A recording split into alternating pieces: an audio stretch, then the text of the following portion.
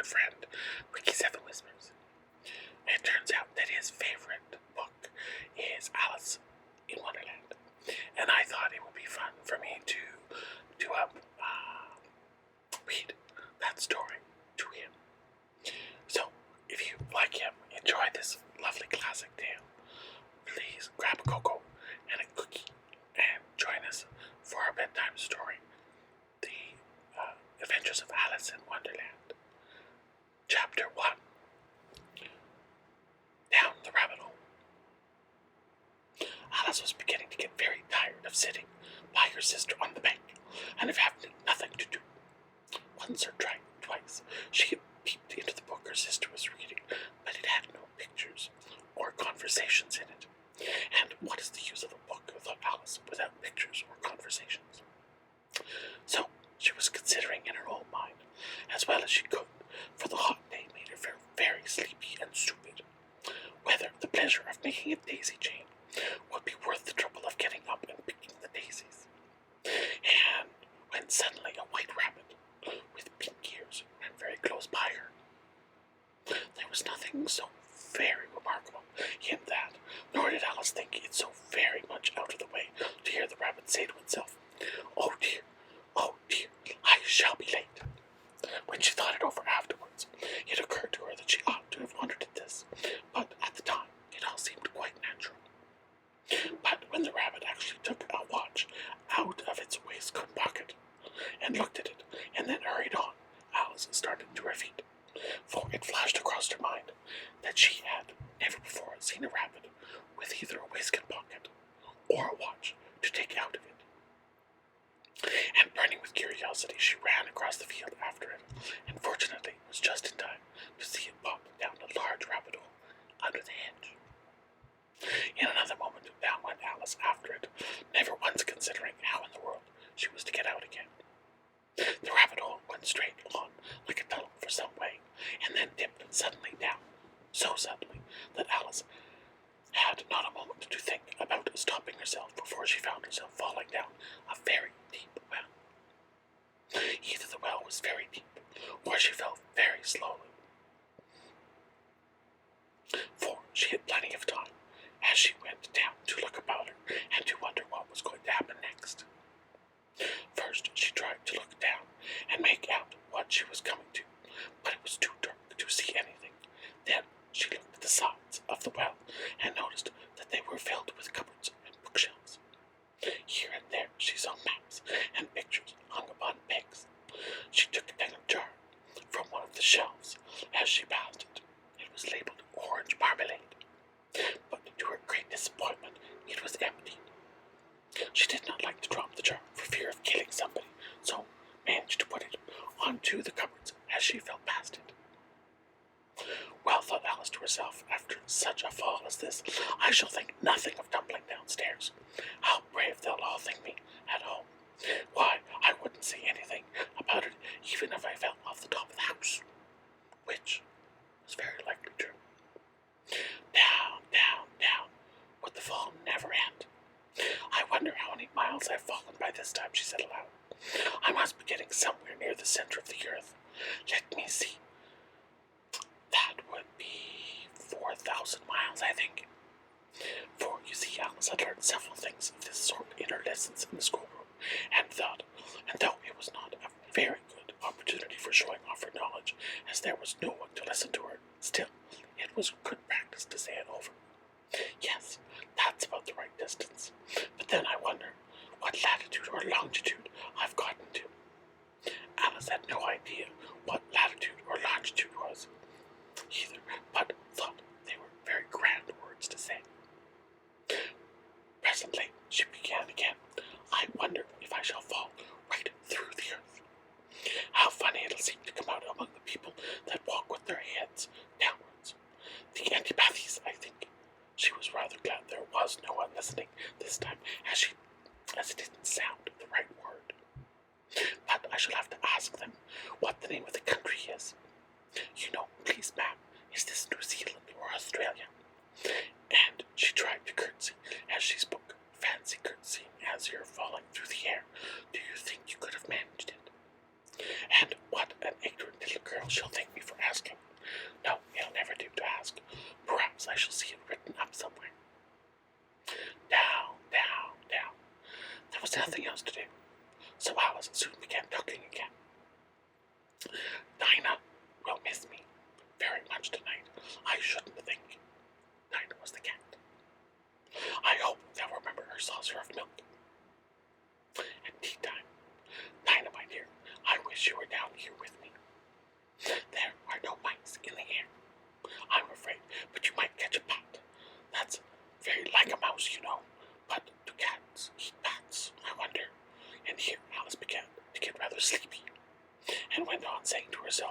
sort of way.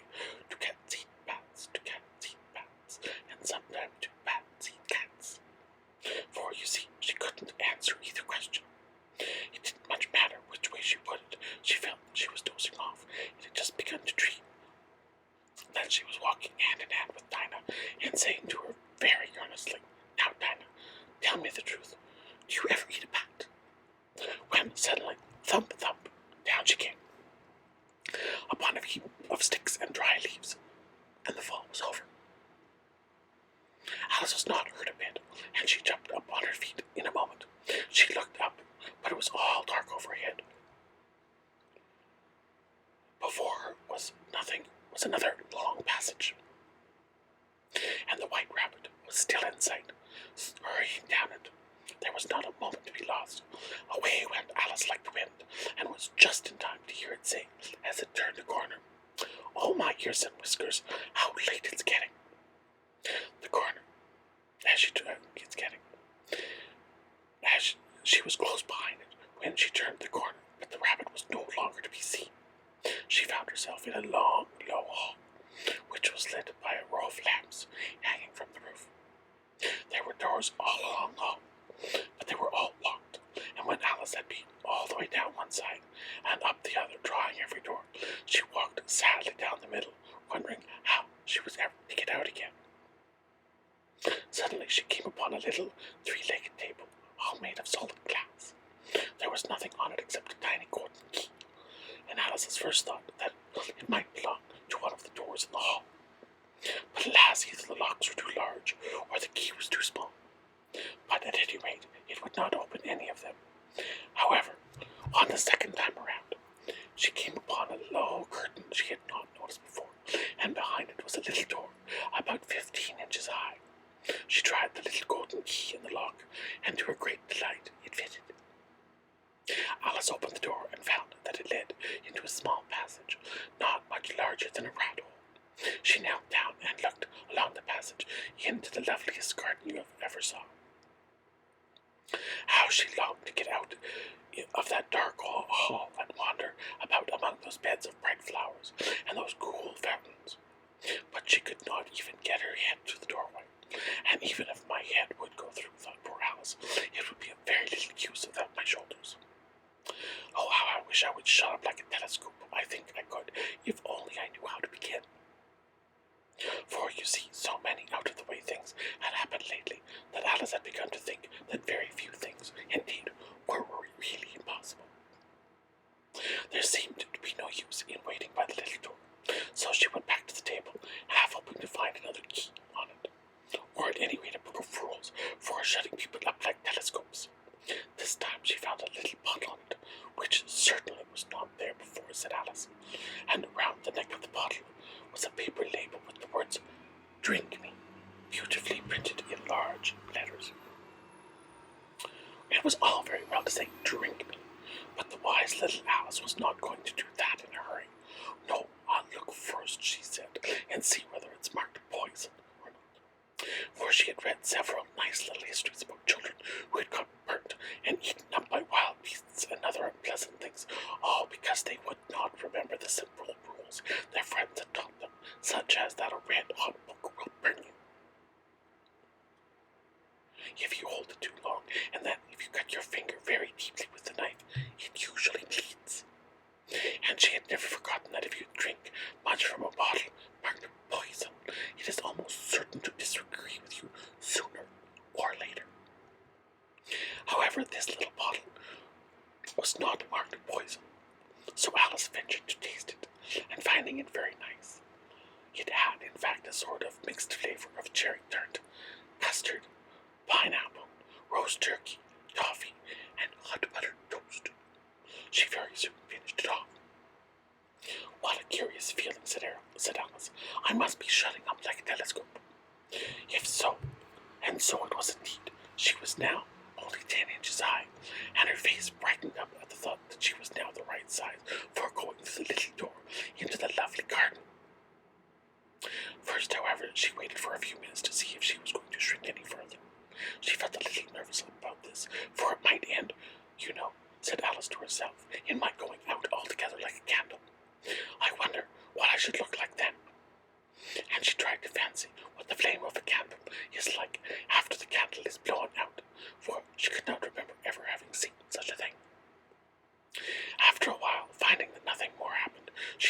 on going into the garden at once. But alas for poor Alice! When she got to the door, she found she had forgotten the little key. And when she went back to the table for it, she found that she could not possibly reach it. She could see it quite plainly through the glass, and she tried her best to climb up one of the legs of the table, but it was too slippery. And when she tired herself out, withdrawing, the poor little thing sat down and cried. "Come, there's no use in crying like that," said Alice to herself rather sharply. "I advise you to leave off this minute." She generally gave herself very good advice, though she very seldom followed it. And sometimes she scolded herself so severely as to bring tears into her eyes. And once she remembered trying to box her own ears for having cheated herself in a game of croquet.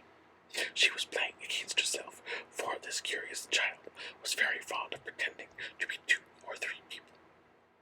But it's no use now, thought poor Alice, to pretend to be 2 people. Why, there's hardly enough of me left to make 1 respectable person.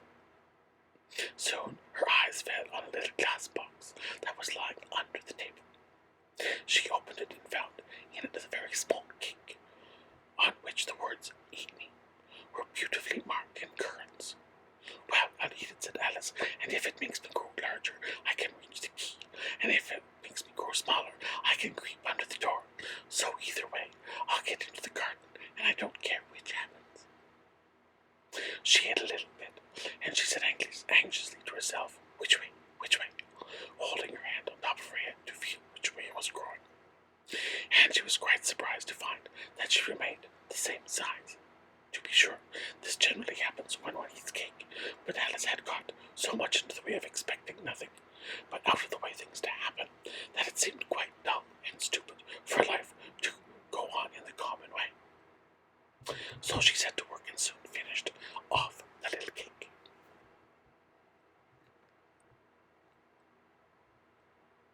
And here ends Chapter 1 of Alice's Adventures in Wonderland. Come back soon for Chapter 2. Chapter 2. The Pool of Tears. "Curiouser and curiouser," cried Alice. She was so much surprised that for the moment she quite forgot how to speak good English. "Now I'm opening out like the largest telescope that ever was. Goodbye, feet." For when she looked down at her feet, they seemed to be almost out of sight. They were getting so far off. "Oh, my poor little feet. I wonder who will put on your shoes and stockings for you, dears. I'm sure I shan't be able. I shall be a great deal too far off to trouble myself about you. You must manage the best way you can. But I must be kind to them," thought Alice, "or perhaps they won't walk the way I want to go. Let me see. I'll give them a new pair of boots every Christmas." And she went on planning to herself how she would manage it. They must go by the carrier, she thought, and how funny it'll seem sending presents to one's own feet, and how odd the directions will look. "Alice's right foot, Esquire, hearthrug near the fender, with Alice's love." Oh dear, that's nonsense I'm talking.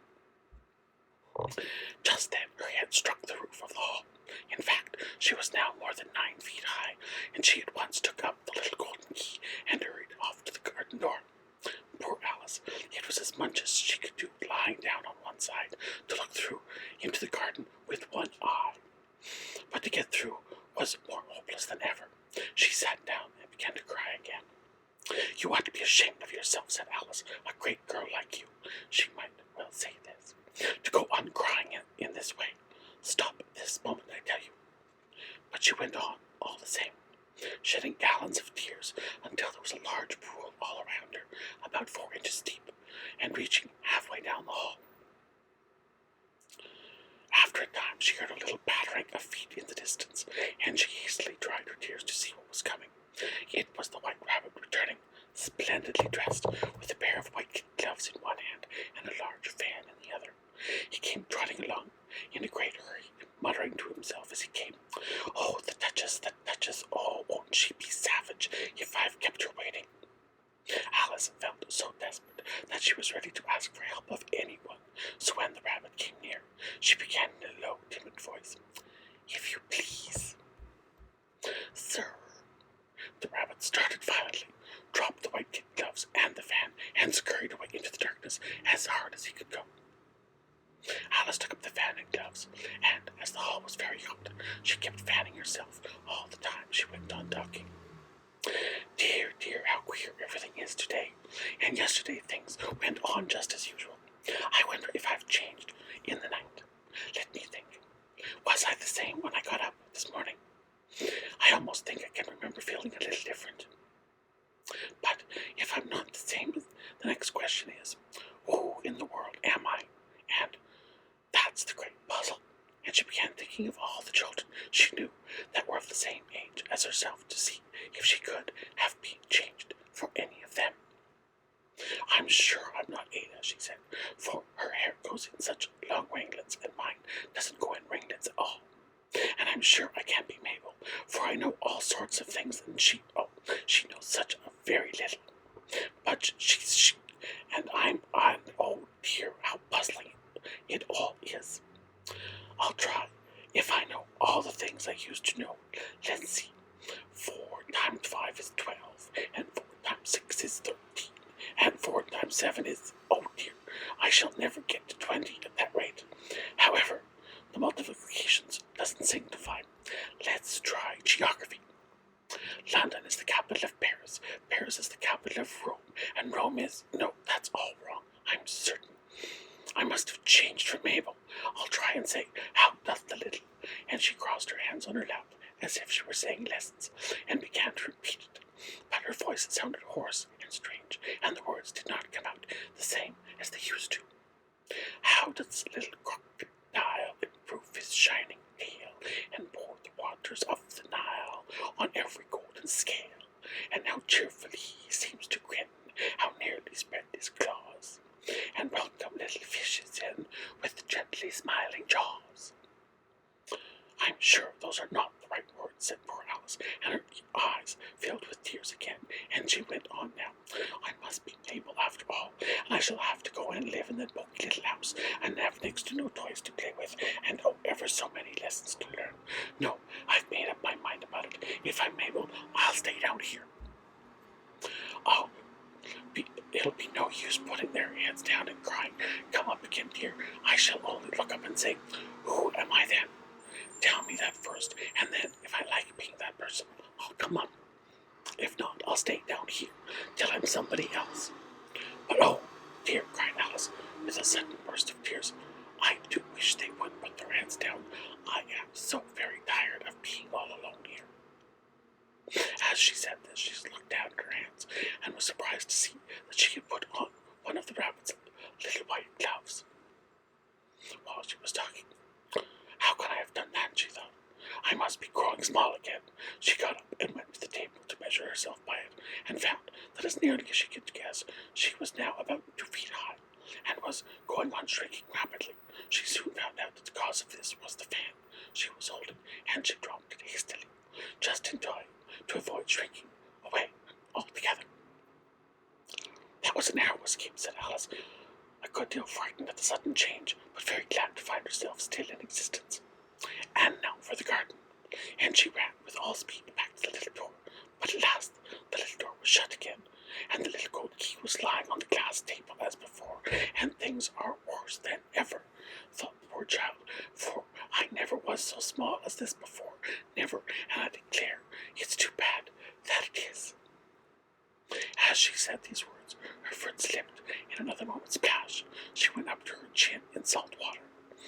Her first idea was that she had somehow fallen into the sea, and in that case, I can go back by railway, she said to herself.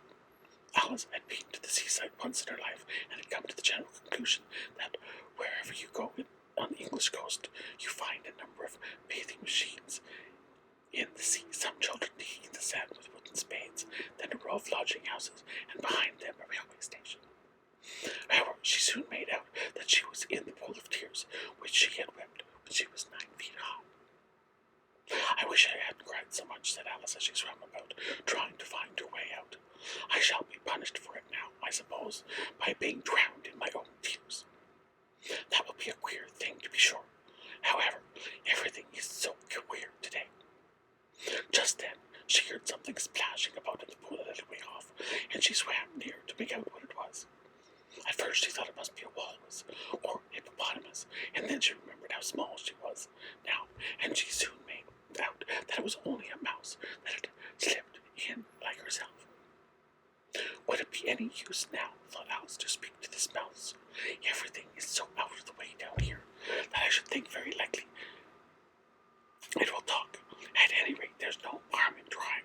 So she began, "Oh, mouse, do you know the way out of this pool? I am very tired of swimming about here, oh mouse." Alice thought that this must be the right way of speaking to a mouse. She had never done such a thing before, but she remembered having seen in her brother's Latin grammar a mouse, of a mouse, to a mouse, oh mouse. The mouse looked at her rather inquisitively and seemed to her to wink with one of its little eyes, but it said nothing. Perhaps it doesn't understand English, thought Alice. I dare say it's a French mouse, come over with William the Conqueror. For with all her knowledge of history, Alice had no very clear notion how long ago anything had happened. So she began again. "Oue ma chat," which was the first sentence in her French lesson book. The mouse gave a sudden leap out of the water and seemed to quiver all over with fright. "Oh, I beg your pardon," cried Alice hastily, afraid that she had hurt the poor animal's feelings. "I quite forgot. You didn't like cats." "Not like cats," cried the mouse in a shrill, passionate voice.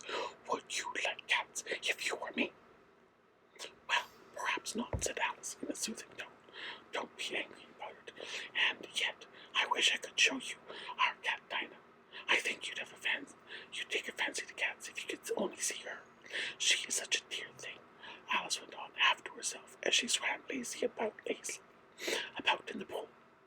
"And she sits purring so nicely by the fire, licking her paws and washing her face.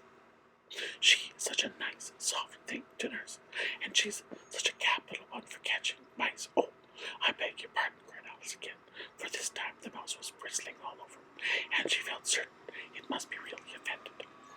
"We won't talk about her any, if you'd rather not." "We indeed," cried the mouse, who was trembling down to the end of its tail. "Yes, if I would talk on such a subject. Our family always hated cats. Nasty, low, vulgar things. Don't let me hear the name again." "I won't indeed," said Alice in a great hurry to change the subject of conversation. Are you fond of dogs?" The mouse did not answer, so Alice went on eagerly. "There is such a nice little dog near our house. I should like to show you a little bright-eyed terrier, you know, with such long curly hair, and it'll fetch things when you throw them, and it'll sit up and beg for its dinner, and all sorts of things. I can't remember half of them, and it belongs to a farmer, you know, and he said it's so useful it's worth £100. He says it kills all the rats, and—" "Oh dear," cried Alice in a sorrowful tone, "I'm afraid I've offended it again." For the mouse was swimming away from her as hard as it could go, and making quite a commotion in the pool as it went. So she called softly after it, "Mouse dear, do come back, and we won't talk about cats or dogs either, if you don't like them." When the mouse heard this, it turned around and swam slowly back to her. Its face was quite pale with passion, Alice thought, and it said in a low, trembling voice, "Let us get to the shore, and then I'll tell you my history, and you'll understand why it is I hate cats and dogs."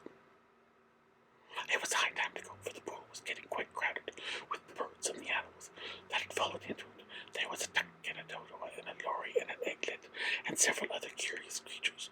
Alice led the way, and the whole party swam to the shore.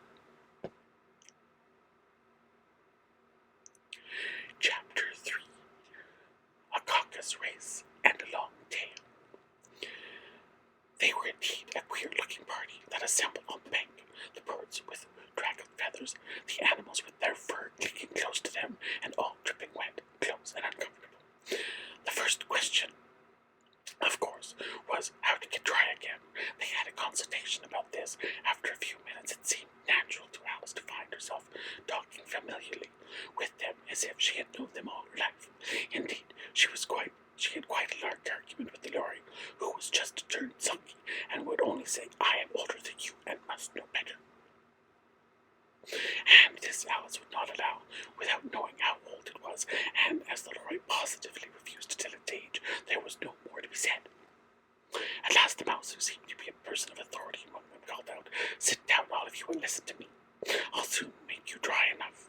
They all sat down at once, in a large ring with the Mouse in the middle. Alice kept her eyes anxiously fixed on it, for she felt sure she would catch a bad cold if she did not get dry very soon. "Ahem," said the Mouse, with an important air. "Are you all ready? This is the driest thing I know. Silence all round, if you please." William the Conqueror, whose cause was favoured by the Pope, was soon submitted to by the English, who wanted leaders, and had been of late much accustomed to the usurpation and conquest. Edwin and Morcar, the Earls of Mercia and Northumbria. "Ugh," said the Lorry with a shiver. "I beg your pardon," said the Mouse, frowning, but very politely. "Did you speak?" "Not I," said the Lorry hastily. "I thought you did not," said the Mouse. "I shall proceed." Edwin and Morcar, the Earls of Mercia and Northumbria, declared for him, and even Stigand, the patriotic Archbishop of Canterbury, found it advisable. "Found what?" said the Duck. "Found it," the Mouse replied rather crossly. "Of course you know what it means." "I know what it means well enough when I find a thing," said the Duck. "It's generally a frog or a worm. The question is, what did the Archbishop find?" The Mouse did not notice this question, but hurriedly went on. "Found it advisable to go with Edgar Althing to meet William and offer him the crown. William's conduct at first was moderate, but the insolence of his Normans. How are you getting on, my dear?" continued, turning to Alice as he spoke. "As wet as ever," said Alice in a melancholy tone. "It doesn't seem too dry to me." "In that case," said the Dodo solemnly, rising to its feet, "I move that the meeting adjourn for the immediate adoption of more energetic remedies." "Speak English," said the Eaglet. "I don't know what the meaning of half those long words, and what's more, I don't believe you do either." And the Eaglet bent down its head to hide a smile. Some of the other birds tittered audibly. "What I was going to say," said the Dodo, in an offended tone, "was that the best thing for us to get dry would be a caucus race." "What is a caucus race?" said Alice. Not that she wanted much to know, but the Dodo had paused as if it thought that somebody ought to speak, and no one else seemed inclined to say anything. "Why," said the Dodo, "the best way to explain it is to do it. And as you might like to try the thing yourself some winter day, I will tell you how the Dodo managed it. First, it marked out a race course in a sort of circle. The exact shape doesn't matter, it said. And then all the party were placed along the course here and there. There was no 1, 2, 3 and away, but they began running when they liked and left off when they liked, so that it was not easy to know when the race was over. However, when they'd been running half an hour or so and were quite dry again, the Dodo suddenly called, 'The race is over,' and they all crowded around it, panting, asking, 'But who has won?' The question the Dodo could not answer without a great deal of thought, and it sat for a long time with one finger pressed upon its forehead, the position in which you usually see St. Shakespeare in the pictures of him, while the rest waited in silence. At last the Dodo said, 'Everybody has won, and all must have prizes.' 'But who is to give the prizes?' quite a chorus of voices asked. 'Why, she, of course,' said the Dodo, pointing at Alice with one finger, and the whole party at once crowded around her, calling out in a confused way, 'Prizes! Prizes!' Alice had no idea what to do, and in despair she put her hands in her pocket and pulled out a box of comfits. Luckily the salt water had not got into it, and handed them round as prizes. There was exactly one apiece all round. 'But you must have a prize yourself,' said the Mouse. 'Of course,' the Dodo replied very gravely. 'What else have you got in your pocket?' He went on, turning to Alice. 'Only a thimble,' said Alice sadly. 'Hand it over here,' said the Dodo. They all crowded round her at once, while the Dodo solemnly presented the thimble, saying, 'We beg your acceptance of this elegant thimble.' And when it had finished this short speech, they all cheered. Alice thought the whole thing very absurd, but they all looked so grave that she did not dare to laugh, and as she could not think of anything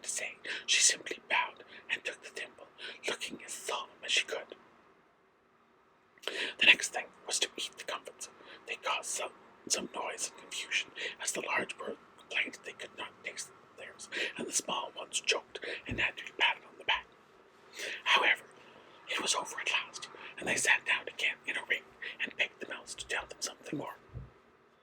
You promised to tell me your history, you know, said Alice. And why is it you hate C&D? She added in a whisper, half afraid that it would be offended again. Mine is a long and a sad tail, said the mouse, turning to Alice and sighing. It is a long tail, certainly, said Alice, looking down with wonder at the mouse's tail. But why do you call it sad? And she kept on puzzling about it while the mouse was speaking, so that her idea of the tale was something like this. Furry said to a mouse that he meant in the house, let us go too long, I will prosecute you. Come, I'll take no denial. We must have a trial, for really this morning I've nothing to do, said the mouse to the girl. Such a treat, dear sir, with no jury or judge, would be wasting our breath. I'll be the judge, I'll be the jury, said the counting old furry. I'll try the whole course and and condemn you to death. You are not attending, said the mouse to Alice severely. What are you thinking of? I beg your pardon, said Alice very humbly. You had gotten to the fifth bend, I think. I had not, cried the mouse sharply and very angrily. And not, said Alice, always ready to make herself useful, and looked anxiously about. Oh, did you let me help undo it? I shall do nothing of the sort, said the mouse, getting up and walking away. You insult me by talking such nonsense. I didn't mean it, poor Alice, but you're so easily offended, you know. The mouse only growled in reply. Please come back and finish your story, Alice asked him, and the others all joined in chorus. Yes, please do, said the mouse. But the mouse only shook its head impatiently and walked a little quicker. It's a pity it wouldn't stay, sighed the lorry, as soon as it was quite out of sight, and an old crab took the opportunity of saying to her daughter, Ah, my dear, let this be a lesson to you, never to lose your temper. Hold your tongue, Ma, said the young crab, a little snappishly. You're enough to try the patience of an oyster. I wish I had our Dinah here. I would, I know I do, said Alice aloud, addressing nobody in particular. He'd soon fetch it back. And who is Dinah, if I might venture to ask the question, asked the lorry. Alice replied eagerly, for she was always ready to talk about her pet. Dinah's our cat, and she's a capital one for catching mice. You can't think. And oh, I wish you could see her after the birds. Why, she'll eat a little bird as soon as look at it. The speech caused a remarkable sensation among the party. Some of the birds hurried off at once. One old magpie began wrapping itself up very carefully, remarking, I really mustn't be getting home, and the night air doesn't suit my throat. And the canary called out in a trembling voice to its children, Come away, my dears. It's high time you were all in bed. On various pretexts they all moved off, and Alice was soon left alone. I wish I hadn't mentioned Dinah, she said to herself in a melancholy tone. Nobody seems to like her down here, and I'm sure she's the best cat in the world.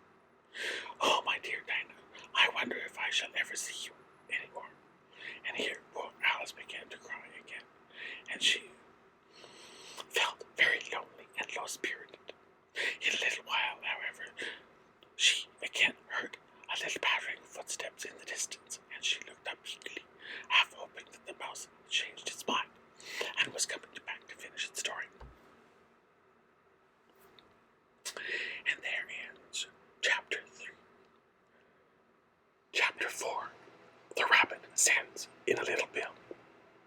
It was the White Rabbit, trotting slowly back again, and looking anxiously about as it went. It was as if it had lost something, and she heard it muttering to itself, the Duchess, oh my dear paws, oh my fur and whiskers, she'll get me executed as sure as ferrets are ferrets. Where can I have dropped them, I wonder?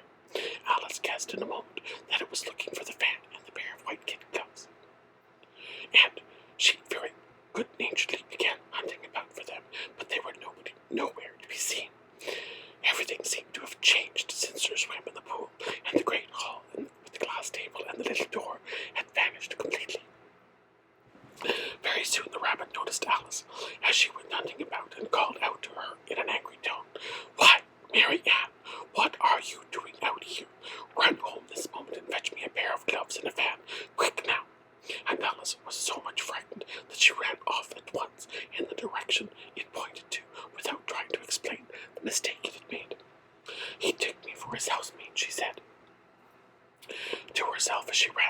How surprised he'll be when he finds out who I am. But I better take him his fan and gloves. That is, if I can find them. As she said this, she came upon a neat little house, on the door of which was a bright brass plate with the name W. Rabbit engraved upon it. She went in without knocking and hurried upstairs, in great fear lest she should meet the real Mary Ann. But it turned out the house before she found the fan and gloves. Returned of the house before she found the fan and gloves. How queer it seems, said Alice to herself, to be going messages for her rabbit. I suppose Dinah will be sending me on messages next. And she began fancying the sort of thing that would happen. Miss Alice, come here directly and get ready for your walk. Coming in a minute, nurse, but I've got to see what the mouse doesn't get out. Only I don't think Alice went on that they'd let Dinah stop in the house if it began ordering people about like that. By this time, she had found her way into a tiny little room with a table in the window on it, and, as she had hoped, a fan and 2 or 3 pairs of tiny kid gloves. She took up the fan and a pair of the gloves, and was just going to leave the room when her eyes fell upon a little bottle that stood near the looking glass. There was no label this time with the words "Drink me." But nevertheless, she uncorked it and put it to her lips.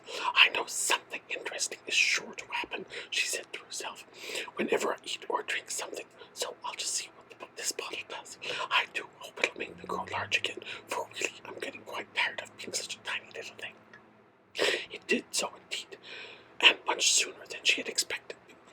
Before she had drunk half the bottle, she found her head pressing against the ceiling and had to stoop to save her neck from being broken. She hastily put down the bottle, saying to herself, that's quite enough. I hope I shan't grow any more. As it is, I can't get out the door. I do wish I hadn't drunk quite so much. Alas, it was too late to wish that. She went on growing, and very soon had to kneel down on the floor. In another minute, there was not even room for this, and she tried the effect of lying down with one elbow against the door and the other arm curled around her head. Still, she went on growing, and as a last resource, she put one arm out the window and one foot up the chimney, and said to herself, now I can do no more. Whatever happens, what will become of me? Luckily for Alice, the little magic bottle had now had its full effect, and she grew no larger. Still, it was very uncomfortable, and as there seemed to be no sort of chance of her ever getting out of the room again, no wonder she felt very unhappy. It was much pleasanter at home, she thought, poor Alice, when one wasn't always growing larger and smaller and being ordered about by mice and rabbits. I almost wish I hadn't gone down that rabbit hole. And yet it's rather curious, you know, this sort of life. I do wonder what can have happened to me. When I used to read fairy tales, I fancied that kind of thing never happened, and now here I am in the middle of one, and there ought to be a book written about me. And there ought, and when I grow up, I'll write one. But I'm growing up now, she added in a sorrowful tone. At least there's no more room to grow up here. But then, thought Alice, shall I never get any older than I am now? That'll be a comfort one way, never to be an old woman, but then always to have lessons to learn. Oh, I shouldn't like that. Oh, you foolish Alice, she answered herself. How can you learn lessons in here? Why, there's hardly room for you, and no room at all for lesson books.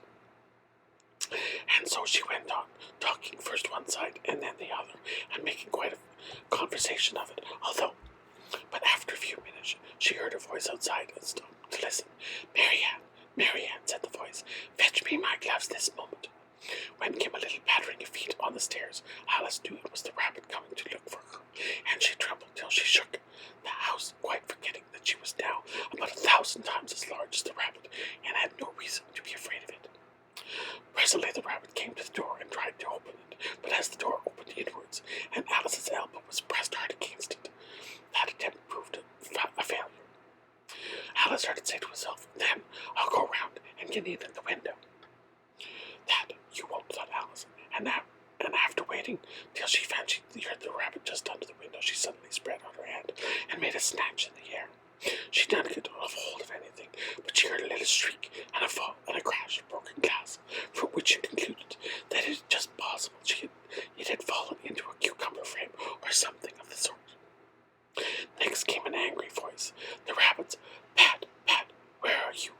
And then a voice she had never heard before. "Sure, I'm here, digging for apples, Your Honor." "Digging for apples indeed," said the rabbit angrily. "Here, come and help me out of this." Sounds of more broken glass. "Now tell me, Pat, what's that in the window?"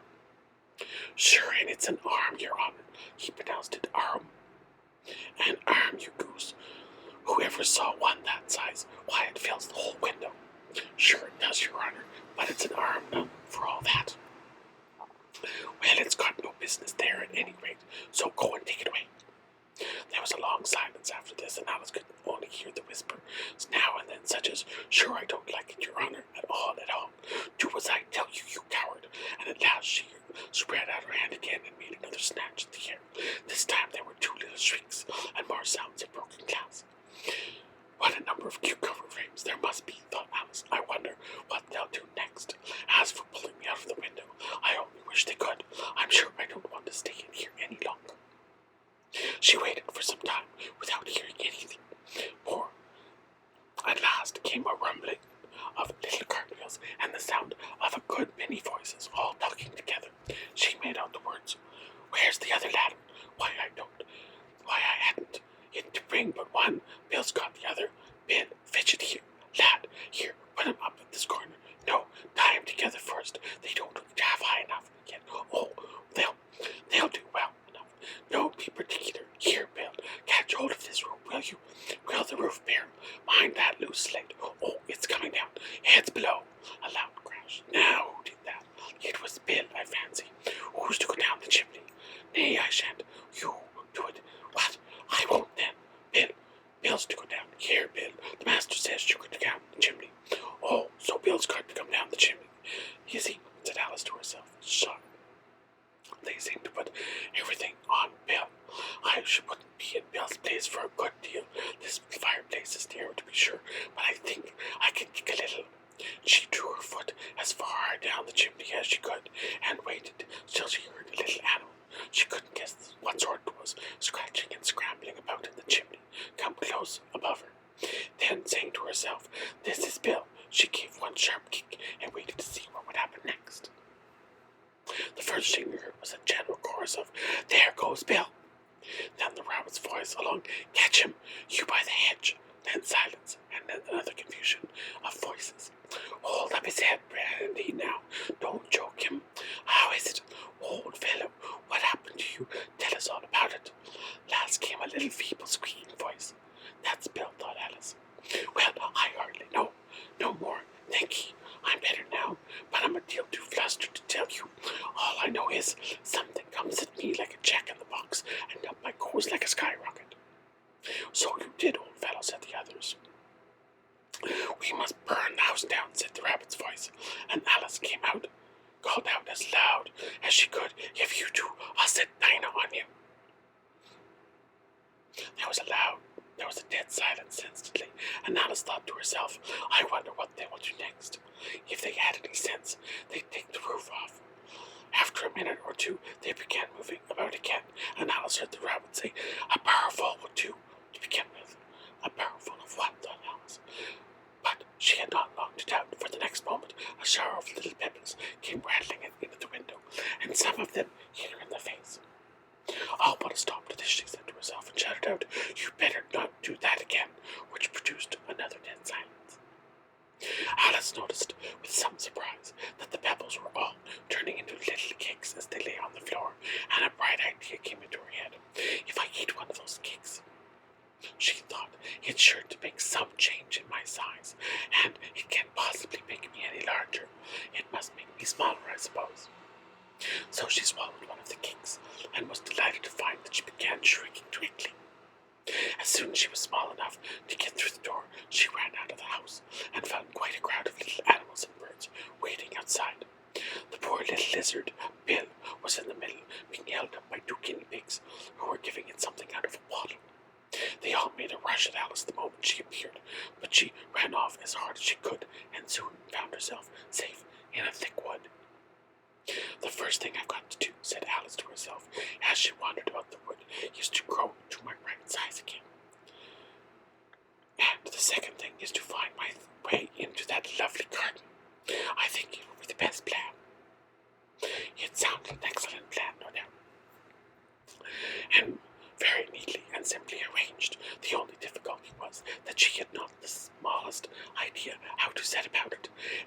was peering about anxiously among the trees. A sharp bark just over her head made her look up in a great hurry. An enormous puppy was looking down at her with large round eyes and feebly stretching out one paw, trying to touch her. "Poor little thing," said Alice in a coaxing tone, and she tried hard to whistle to it, but she was terribly frightened at the same time at the thought that it might be hungry, in which case it would very likely to eat her up in spite of all her coaxing. Hardly knowing what she did, she picked up a little bit of a stick and held it out to the puppy, where the puppy jumped onto the air as all of its feet at once with a yelp of delight and rushed at the stick and made believe to worry it. Then Alice dodged behind a great thistle to keep herself from being run over, and the moment she appeared on the other side, the puppy made another rush at the stick and tumbled head over heels in its hurry to get hold of it. Then Alice, thinking it was very like having a game of play with a cart horse, and expecting every moment to be trampled under its feet, ran around the thistle again. Then the puppy began a series of short charges at the stick, running a very little way forward, and each time a long way back, and barking hoarsely all the while, till at last it sat down in a good way off, panting with its tongue hanging out of its mouth, its great eyes half shut. This seemed to Alice a good opportunity for making her escape, so she set off at once, and ran until she was quite tired and out of breath, until the puppy's bark sounded quite faint in the distance. And yet, what a dear little puppy it was, said Alice, as she leaned against a buttercup to rest herself and fanned herself with one of the leaves. "I should have liked to teach it tricks very much, if I'd only been the right size to do it. Oh dear, I'd nearly forgotten that I've got to grow up again. Let me see, how is it to be managed? I suppose I ought to eat or drink something or other, but the great question is, what? The great question certainly was, what? Alice looked all about her, at the flowers and the blades of grass, but she did not see anything that looked like the right thing to eat or drink under the circumstances. There was a large mushroom growing near her, about the same height as herself. When she looked under it, and on both sides of it and behind it, it occurred to her that she might as well look to see what was on top of it. She stretched herself up on tiptoe and peeped over the edge of the mushroom, and her eyes immediately met those of a large caterpillar that was sitting on the top with its arms folded, quietly smoking a long hookah, and taking not the smallest notice of her or anything else. Chapter 5. Advice from the Caterpillar. The caterpillar and Alice looked at each other for some time in silence. At last the caterpillar took the hook out of its mouth and addressed her in a languid, sleepy voice. "Oh, are you?" said the caterpillar. This was not an encouraging opening for a conversation. Alice replied rather shyly, I hardly know, sir. Just at present. At least I know who I was when I got up this morning, but I think I must have been changed several times by now." "What do you mean by that?" said the caterpillar sternly. "Explain yourself." "I can't explain myself, I'm afraid, sir," said Alice, "because I'm not myself, you see." "I don't see," said the caterpillar. "I'm afraid I can't put it any more clearly," said Alice, politely, "for I can't understand it myself to begin with, and being so many different sizes in a day is very confusing." "It isn't," said the caterpillar. "Well, perhaps you haven't found it so yet," said Alice, "but when you have to turn into a chrysalis, you will someday, you know, and then after that into a butterfly. I should think you'll feel a little queer about it." "Not a bit," said the caterpillar. "Well, perhaps your feelings may be different," said Alice. "All I know is I would feel very queer to me." "You," said the caterpillar, contemptuously. "Who are you?" Which brought them back to the beginning of the conversation.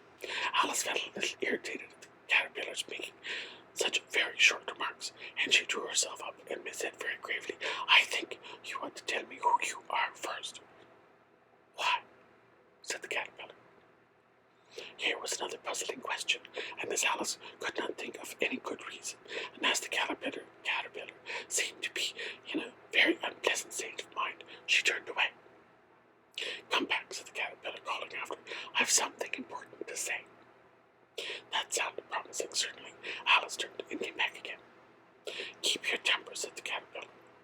"Is that all?" said Alice, swallowing down her anger as well as she could. "No," said the caterpillar. Alice thought she might as well wait, as she had nothing else to do, and perhaps after all it might tell her something worth hearing. For some minutes it puffed away without speaking, but at last it unfolded its arms, took the hookah out of its mouth again, and said, "So you think you've changed, do you?" "I'm afraid I am, sir," said Alice. "I can't remember things I used, and I don't keep the same size for 10 minutes together." "Can't remember what things?" said the caterpillar.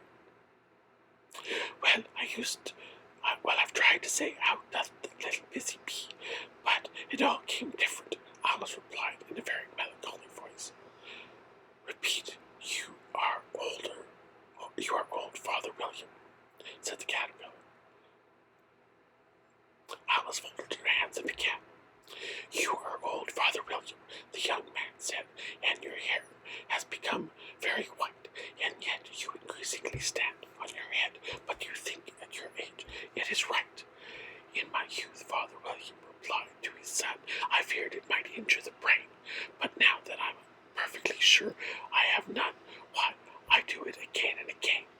"You are old," said the youth, "as I mentioned before, and have grown most uncommonly fat, yet you turned a back somersault in at the door.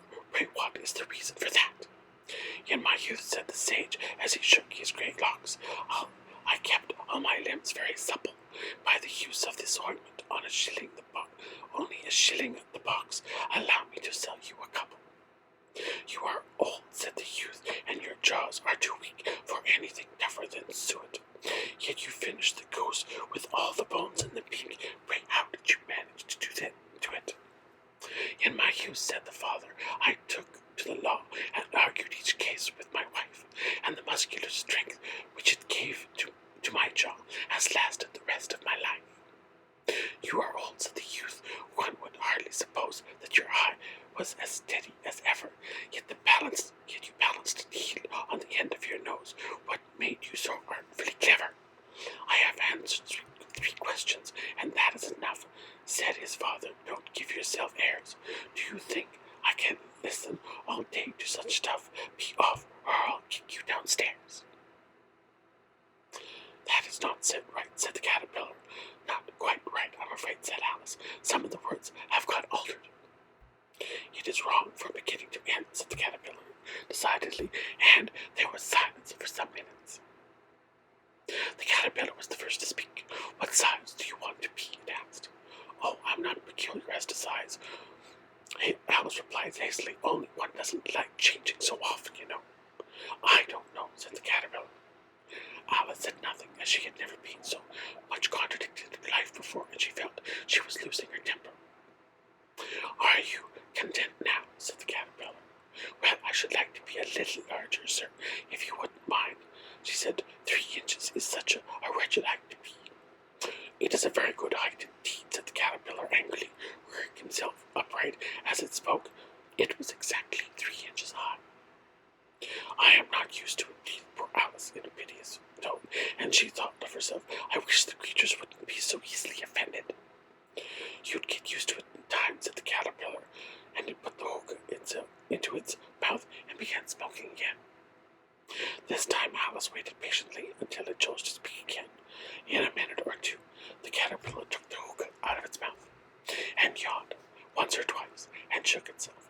Then it got down off the mushroom and crawled away in the grass, merely remarking as it went, "One side will make you grow taller, the other side will make you grow shorter." "One side of what? The other side of what?" thought Alice to herself.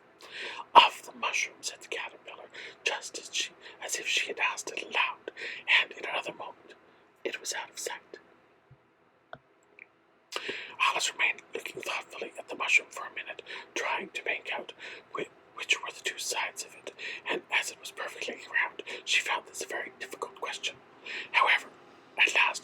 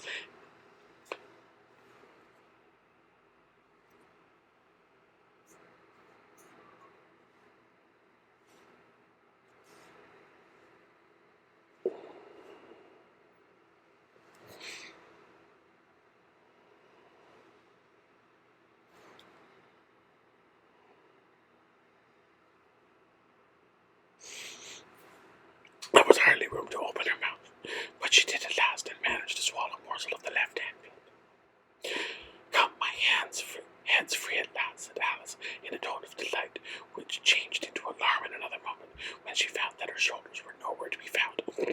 All she could see when she looked down was an immense length of neck, which seemed to rise like a stalk out of a sea of green leaves that lay far below her. "What can all the green stuff be?" said Alice, "and what have my shoulders got to? Oh, my poor hands, how is it I can't see you?" She was moving them about as she spoke, but no result seemed to follow except a little shaking among the distant green leaves. As there seemed to be no chance of getting her hands up to her head, she tried to put her head down to them, and was delighted to find that her neck would bend about easily in that direction like a serpent. She had just succeeded in curving it down into a graceful zigzag, and was going to dive in among the leaves, which she found to be nothing but the tops of the trees under which she had been wandering, when a sharp hiss made her draw back in a hurry. A large pigeon had flown into her face, and was beating her violently with its wings. "Serpent!" screamed the pigeon. "I'm not a serpent," said Alice indignantly. "Let me alone." "Serpent, I say again," repeated the pigeon in a more subdued tone, and added with a kind of sob, "I've tried every way, and nothing seems to suit them." "I haven't the least idea what you're talking about," said Alice. "I've tried the roots of trees, and I've tried banks, and I've tried hedges," said the pigeon, went on without attending to her. "But those serpents, there's no pleasing them." Alice was more and more puzzled, but she thought there was no use in saying anything more till the pigeon had finished. "As if it wasn't trouble enough hatching the eggs," said the pigeon, "but I must be on the lookout for serpents night and day. Why, I haven't had a wink of sleep these 3 weeks." "I'm very sorry you've been annoyed," said Alice, who was beginning to see its meaning, "and just as I'd taken the highest tree in the woods," continued the pigeon, raising its voice to a shriek, "and just as I was thinking that I should be free of them at last, they must needs come wiggling down from the sky. Ugh, serpent!"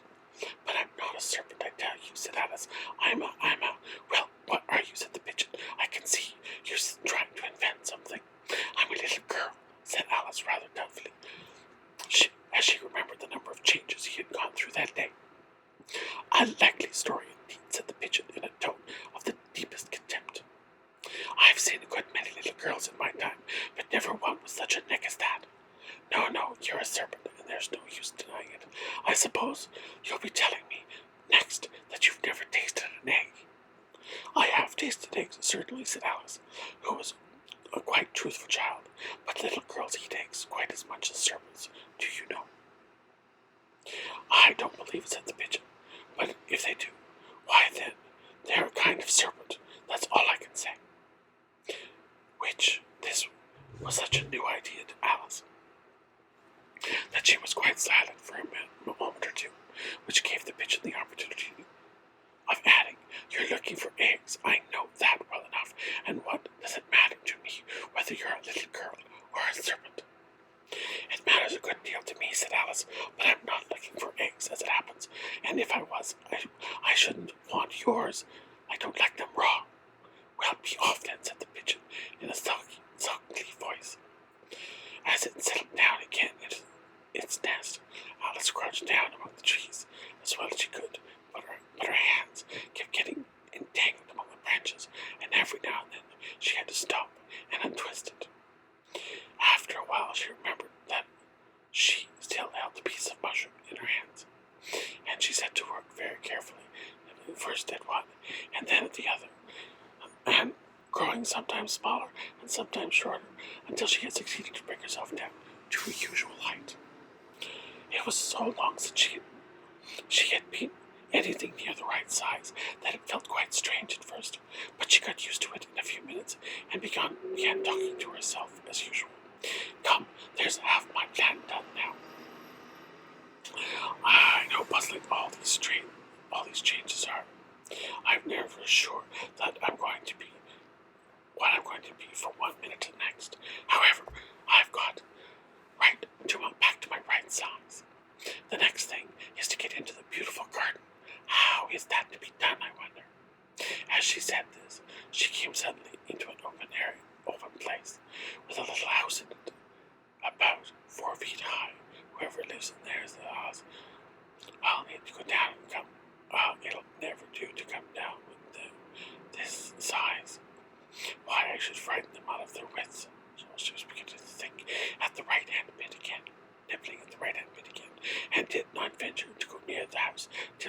himself down to 9 inches high. And that ends Chapter 5. Chapter 6. Pig and Pepper. For a minute or two she stood looking at the house and wondering what to do next, when suddenly a footman in livery came running out of the wood. She considered him a footman to be a footman because he was wearing livery. Otherwise, judging by his face only, she would have called him a fish, and rapped loudly at the door with his knuckles. It was opened by another footman in livery, with a round face and large eyes like a frog. Both footmen, Alice noticed, had powdered hair that curled all over their heads. She felt very curious to know what it was all about and crept a little way out of the wood to listen. The fish footman began by producing from under his arm a great letter nearly as large as himself, and this he handed over to the others, saying in a solemn tone, "For the Duchess, an invitation from the Queen to play croquet." The frog footman repeated in the same solemn tone, only changing the order of the words a little, "From the Queen, an invitation for the Duchess to play croquet." Then they both bowed low, and their curls got entangled together. Alice laughed so much at this that she had to run back into the woods for fear of their hearing her. And when she next peeped out, the fish footman was gone, and the other was sitting on the ground near the door, staring stupidly up at the sky. Alice went timidly up to the door and knocked. "There's no sort of use in knocking," said the footman, and that for 2 reasons. First, because I'm on the same side of the door as you are. Secondly, because they're making such a noise inside, no one could possibly hear you. And certainly there was a most extraordinary noise going on within, a constant howling and sneezing, and every now and then a great crash, as if a dish or kettle had been broken to pieces. "Please then," said Alice, "how am I to get in?" "There might be some sense in your knocking," the footman went on, without attending to her. "If we had the door between us, for instance, if you were inside, you might knock and I could let you out, you know." He was looking up into the sky all the time he was speaking, and this Alice thought decidedly uncivil. "But perhaps he can't help it," she said to herself. "His eyes are so very nearly at the top of his head. But at any rate, he might answer questions. How am I to get in?" She repeated aloud. "I shall sit here," the footman remarked, "till tomorrow."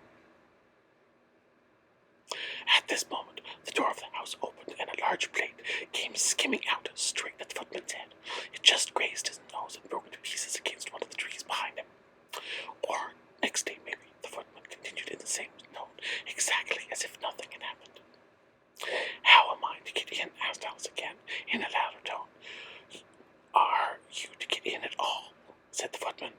"That's the first question, you know." It was, no doubt, only Alice did not like to be told so. "It's really dreadful," she muttered to herself, "the way all the creatures argue. It's enough to drive one crazy." The footman seemed to think this a good opportunity for repeating his remark, with variations. "I shall sit here," he said, on and off, for days and days. "But what am I to do?" said Alice. "Anything you like," said the footman, and began whistling. "Oh, there's no use in talking to him," said Alice desperately. "He's perfectly idiotic." And she opened the door and went in. The door led right into a large kitchen, which was full of smoke from one end to the other. The Duchess was sitting on a 3-legged stool in the middle, nursing a baby. The cook was leaning over the fire, stirring a large cauldron, which seemed to be full of soup. "There's certainly too much pepper in that soup," said Alice to herself, as well as she could for sneezing. There was certainly too much of it in the air. Even the Duchess sneezed occasionally. As for the baby, it was sneezing and howling alternately, without a moment's pause. The only things in the kitchen that did not sneeze were the cook and a large cat, which was sitting on the hearth and grinning from ear to ear. "Please, would you tell me," said Alice, a little timidly, for she was not quite sure whether it was good manners for her to speak first. Why is your cat grinning like that?" "It's a Cheshire cat," said the Duchess, "and that's why. Beg." She said the last word with such sudden violence that Alice quite jumped, but she saw in another moment that it was addressed to the baby and not to her. So she took courage and went on again. I didn't know that Cheshire cats always grinned. In fact, I didn't know that cats could grin. They all can, said the Duchess, and most of them do. I don't know of any that do, said Alice, very politely, feeling quite pleased to have got into a conversation. You don't know much, said the Duchess, and that's a fact. Alice did not at all like the tone of this remark, and thought it would be as well to introduce some other subject of conversation. While she was trying to fix on one, the cook took the cauldron of soup off the fire, and at once set to work, throwing everything within her reach at the Duchess and the baby. The fire irons came first, then followed a shower of saucepans, plates, and dishes. The Duchess took no notice of them, even when they hit her, and the baby was howling so much already that it was quite impossible to say whether the blows hurt it or not. Oh, please, mind what you're doing, cried Alice, jumping up and down in an agony of terror. Oh, there goes his precious nose. As an unusually large saucepan flew close by it and very nearly carried it off. If everybody minded their own business, the Duchess said in a hoarse growl, the world would go round a deal faster than it does. Which would not be an advantage, said Alice, who felt very glad to get an opportunity to show off a little of her knowledge. Just think of what work it would make. With the day and night, you see, the earth takes nearly 24 hours to turn around on its axis. Talking of axis, said the Duchess, chop off her head. Alice glanced around anxiously at the cook to see if she meant to take the hint, but the cook was busily stirring the soup and seemed not to be listening. So she went on again. 24 hours, I think, or is it 12? Oh, don't bother me, said the Duchess. I never could abide figures. And with that she began nursing the child again, singing a sort of lullaby to it as she did so, and giving it a violent shake at the end of every line.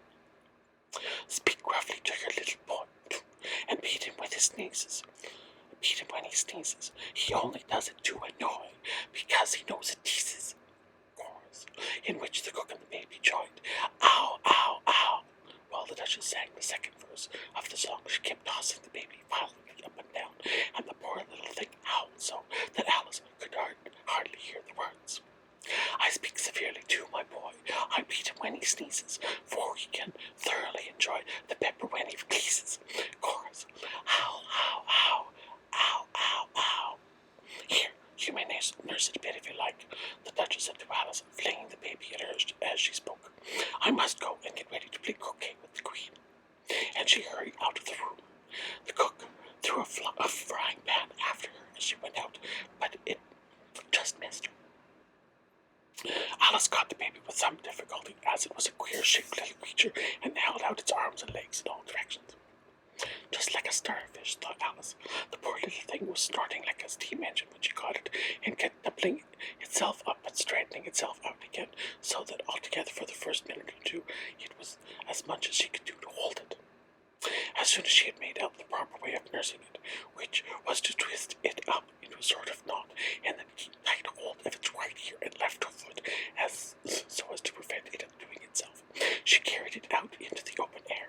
If I don't take this child away with me, she thought, they'll kill it in a day or two. Wouldn't it be murder to leave it behind? She said the last words out loud, and the little thing grunted in reply. It had left off sneezing by this time. Don't grunt, said Alice. It's not at all proper way of expressing yourself. The baby grunted again, and Alice looked very anxiously into its face to see what was the matter with it. There could be no doubt that it had a very turned-up nose, much more like a snout than a real nose. Also, its eyes were getting extremely small for a baby, although Alice did not like the look of the thing at all. But perhaps it was only sobbing, she thought, and looked into its eyes again to see if there were any tears. No, there were no tears. If you're going to turn into a pig, my dear, said Alice seriously, I'll have nothing more to do with you. Mind now. The poor little thing sobbed again, or grunted. It was impossible to say which, and then went on for some while in silence. Alice was just beginning to think to herself, now what am I to do with this creature when I get it home? Well, it grunted again so violently that she looked down into its face in some alarm. This time there could be no mistake about it. It was neither more nor less than a pig. And she felt that it would be absurd for her to carry it further.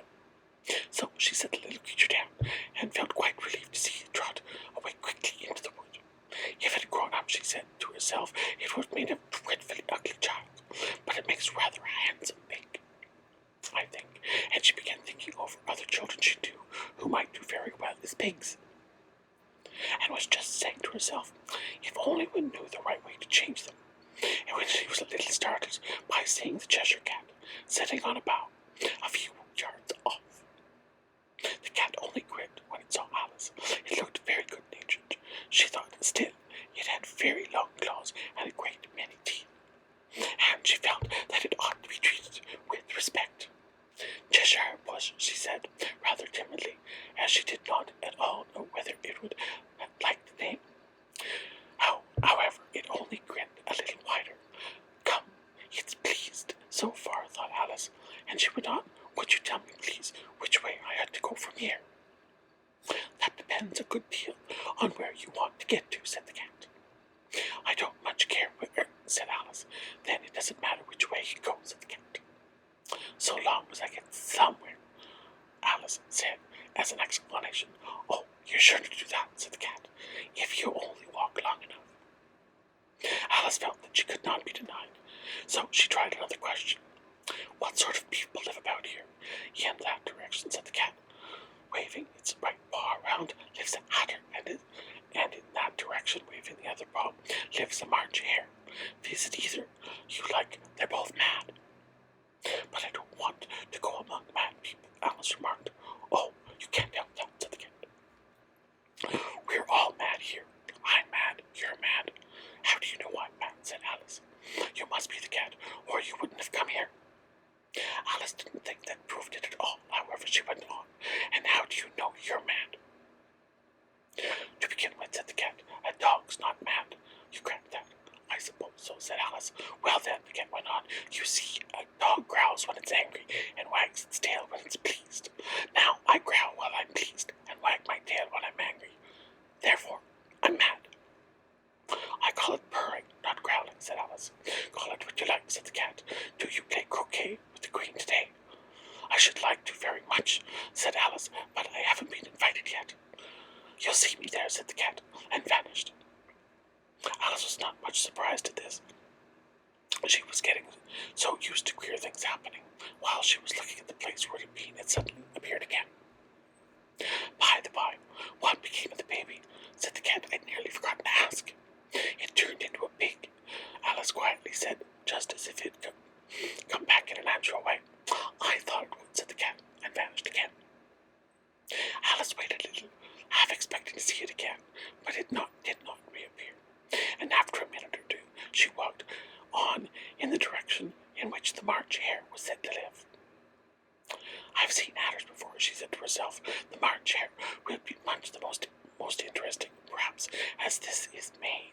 It won't be raving mad, at least not so mad as it is in March. As she said this, she looked up, and there was the cat again, sitting on a branch of a tree. Did you say pig or fig? Said the cat. I said pig, replied Alice, and I wish you wouldn't keep appearing and vanishing so suddenly. You're making one quite giddy. All right, said the cat, and this time it vanished quite slowly, beginning with the end of its tail and ending with the grin, which remained some time after the rest of it was gone. Well, I've often seen a cat without a grin, thought Alice, but a grin without a cat. It's the most curious thing I ever saw in my life. She had not gone much further before she came in sight of the house of the March hare. She thought it must be the right house, because the chimneys were shaped like ears, and the roof was thatched like fur. It was so large a house that she did not like to go near it till she had nibbled some more of the left-hand bit of mushroom, and raised herself to about 2 feet high. Even then she walked up towards it rather timidly, saying to herself, suppose it should be raving mad after all. I almost wished I'd gone to see the hatter instead.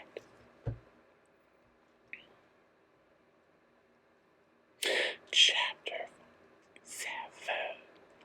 A mad tea party.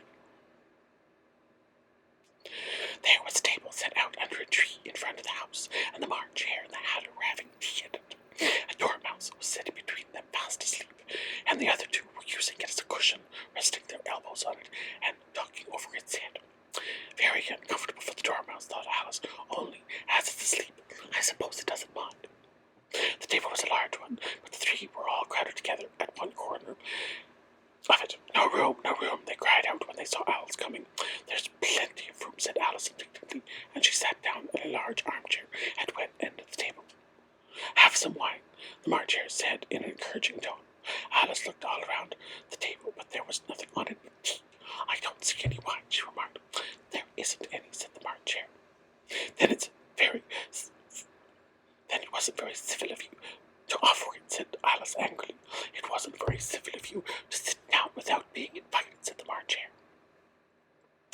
didn't know it was your table, said Alice. It's laid for a great many more than 3.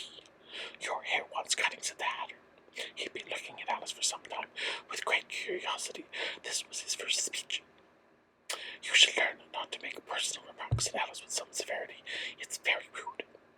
The Hatter opened his eyes very wide on hearing this, but all he said was, Why is a raven like a writing desk? Come, we shall have some fun now, thought Alice. I'm glad they've begun asking riddles. I believe I can guess that, she said aloud. Do you mean that you think you can find out the answer to it? Said the barn chair. Exactly so, said Alice. Then you should say what you mean, said the barn chair. I do, Alice hastily replied. At least I mean what I say. That's the same thing, you know. Not the same thing a bit, said the Hatter. You might just as well say, I see what I eat, as the same thing as I eat what I see. You might just as well say, added the barn chair, that I like what I get. Is the same thing as I get what I like. You might just as well say, added the Dormouse, who seemed to be talking in his sleep, that I breathe when I sleep. Is the same thing as I sleep when I breathe. It is the same thing with you, said the Hatter, and here the conversation dropped. And the party sat in silence for a minute, while Alice thought over all she could remember about ravens and writing desks, which wasn't much. The Hatter was the first to speak, to break the silence. What day of the month is it? He said, turning to Alice. He had taken his watch out of his pocket and was looking at it uneasily, shaking it every now and then, and holding it up to his ear. Alice considered a little, and then said, The 4th. 2 days wrong, sighed the Hatter. I told you butter wouldn't suit the works. He added, looking angrily at the barn chair. It was the best butter, the barn chair meekly replied. Yes, but some crumbs must have got in as well, the Hatter grumbled. You shouldn't have put it in with bread knife. The barn chair took the watch and looked at it gloomily. Then he dipped it in his teacup and looked at it again. But he could think of nothing better to say than his first remark. It was the best butter, you know. Alice had been looking over his shoulder with some curiosity. That's a funny watch, she remarked. It tells the days of the month. It doesn't tell what o'clock it is. Why should it? Muttered the Hare. Does your watch tell you what year it is? Of course not, replied Alice very readily. But that's because it stays the same year for a much longer time. Which is just the case with mine, said the Hatter. Alice felt dreadfully puzzled. The Hatter's remark seemed to have no sort of meaning in it, and yet it was certainly English. I don't quite understand you, she said as politely as she could. The Dormouse is asleep again, said the Hatter, as he poured a little hot tea upon its nose. The Dormouse shook its head impatiently and said without opening its eyes, Of course, just what I was going to remark myself. You have guessed the riddle yet? The Hatter said, returning to Alice again. No, I give it up. What's the answer? I haven't the slightest idea, said the Hatter. Nor I, said the barn chair. Alice sighed wearily. I think you might do something better with the time, she said, than waste it in asking riddles that no one has the answer. If you knew time as well as I do, said the Hatter, you wouldn't talk about wasting it. It's him. I don't know what you mean, said Alice. Of course you don't, said the Hatter, and tossed his head contemptuously. I dare say you never even spoke to time. Perhaps not, said Alice cautiously. But I know I have to beat time when I learn music. Ah, that accounts for it, said the Hatter. He won't stand beating. Now, if you only kept on good terms with him, he'd do almost anything you'd like with the clock. For instance, suppose it were 9 o'clock in the morning. Just in time to begin lessons, you'd only have to whisper again to time, and round goes the clock in a twinkle. 1:30, time for dinner. I only wish it was, said the barn chair, as it whispered to itself. That would be grand, certainly, said Alice thoughtfully, but then I shouldn't be hungry for it, you know. Not at first, perhaps, said the Hatter, but you could keep it to 1:30 as long as you liked. Is that the way you manage? Alice asked. The Hatter shook his head mournfully. Not I, he replied. We quarreled last March, just before he went mad, you know. He pointed with his teaspoon at the barn chair.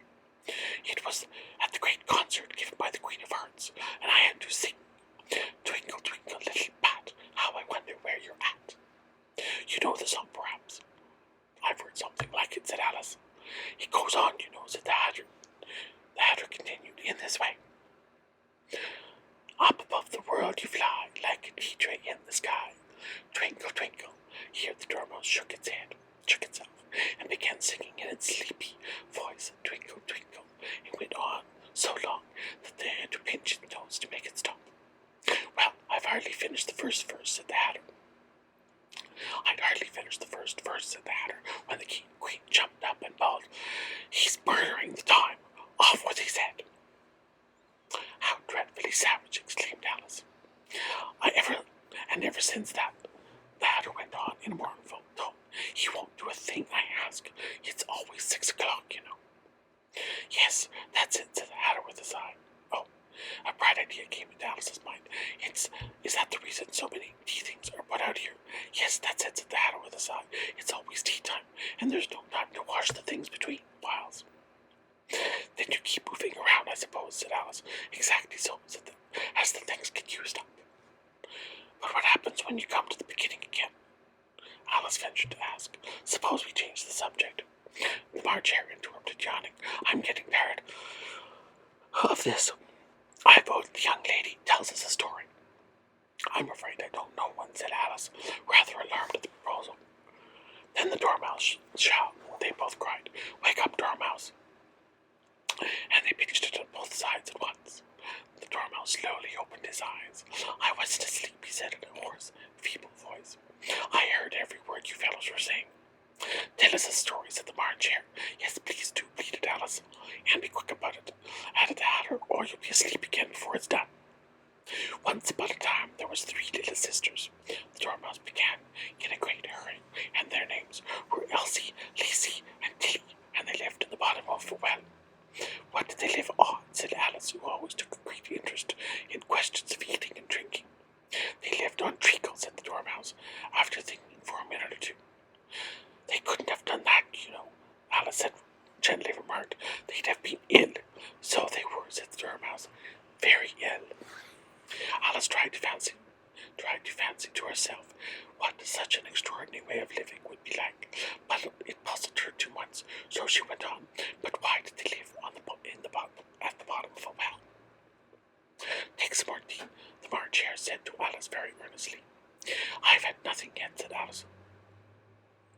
So I can't take more. You mean you can't take less, said the Hatter. It's very easy to take more than nothing. Nobody asked your opinion, said Alice. Who's making personal remarks now? The Hatter asked triumphantly. Alice did not quite know what to say to this, so she helped herself to some tea and bread and butter, then turned to the Dormouse and repeated the question. Why did they live at the bottom of a well? The Dormouse again took a minute or two to think about it and then said, It was a treacle well. There's no such thing, said Alice, beginning very angrily. But the Hatter and the March Hares went, Shh, shh, and the Dormouse shakily remarked, If you can't be civil, you better finish the story yourself. No, please go on, said Alice very humbly. I won't interrupt again. I dare say there may be one indeed, said the Dormouse indignantly. However, he consented to go on, and so these 3 little sisters, they were learning to draw, you know. What did they draw? Said Alice, quite forgetting her promise. Treacle, said the Dormouse, without considering it at all this time. I want a clean cup, interrupted the Hatter. Let's all move one place on. He moved on as he spoke, and the Dormouse followed him. The March Hare moved into the Dormouse's place, and Alice, rather unwillingly, took the place of the March Hare. The Hatter was the only one who got any advantage from the change, and Alice was a good deal worse off than before, as the March Hare had just upset the milk jug into his plate. Alice did not wish to offend the Dormouse again, so she began very cautiously. But I don't understand. Where did they draw the treacle from? You can draw water out of a water well, said the Hatter, so I should think you could draw a treacle out of a treacle well, stupid. But they were in the well, said Alice to the Dormouse, not choosing to notice this last remark. Of course they were, said the Dormouse. Well in. This answer so confused poor Alice that she let the Dormouse go on for some time without interrupting it. They were learning to draw. The Dormouse went on, yawning and rubbing its eyes, for it was getting very sleepy, and they were drawing all manner of things. Everything that begins with an M. Why with an M, said Alice. Why not, said the March Hare. Alice was silent. The Dormouse had closed its eyes by this time and was going off into a doze. But on being pinched by the Hatter, it woke up again with a little shriek and went on. That begins with an M, such as mousetrap and the moon, and memory and muchness. You know, you say things like much of muchness. Did you ever see such a thing as a drawing of a muchness. Really, now you ask me, said Alice, very much confused. I don't think. Then you shouldn't talk, said the Hatter. This piece of rudeness was more than Alice could bear. She got up in great disgust and walked off. The Dormouse fell asleep instantly, and neither of the others took the least notice of her going, though she looked back once or twice, half hoping that they would call her. The last time she saw them, they were trying to get the Dormouse into the teapot. At any rate, I'll never go there again, said Alice as she picked her way through the wood. It's the stupidest tea party I ever was at in my life. Just as she said this, she noticed that one of the trees had a door leading right into it. That's very curious, she said. But everything's curious today. I think I may as well go in at once. And in she went. Once more she found herself in the long hall and close to the little glass table.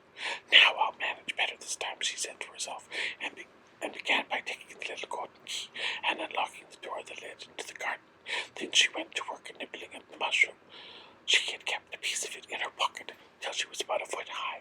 Then she walked down the little passage, and then she found herself at last in the beautiful garden among the bright flower beds and the cool fountains. Chapter 8. The Queen's Croquet Ground. A large rose tree stood near the entrance of the garden. The roses growing on it were white, but there were 3 gardeners at it, busily painting them red. Alice thought this a very curious thing, and she went near to watch them. And just as she came up to them, she heard one of them say, "Look out, Five! Don't go splashing paint all over me like that." "I couldn't help it," said Five in a sulky tone. "Seven joggled my elbow." On which Seven looked up and said, "That's right, Five. Always lay the blame on others." "You'd better not talk," said Five. "I've heard the Queen say only yesterday you deserve to be beheaded." "For what?" said the one who had spoken first. "That's none of your business, too," said Seven. "Yes, it is my business," said Five, "and I'll tell him it was for bringing the cook tulip roots instead of onions." Seven flung down his brush, and had just begun, well, of all the unjust things, when his eye chanced to fall upon Alice, as she stood watching them, and he chucked himself suddenly. The others looked around also, and all of them bowed low. "Would you tell me," said Alice a little timidly, "why you are painting those roses?" Five and Seven said nothing, but looked at Two. Two began in a low voice, "Why, the fact is, you see, miss, this here ought to have been a red rose tree. We put a white one in by mistake, and if the Queen was to find out, we should all have our heads cut off, you know. So, you see, miss, we're doing our best before she comes to, at this moment, Five, who had been anxiously looking across the garden, called out, "The Queen! The Queen!" And the 3 gardeners instantly threw themselves flat upon their faces. There was a sound of many footsteps, and Alice looked around, eager to see the Queen. First came 10 soldiers carrying clubs.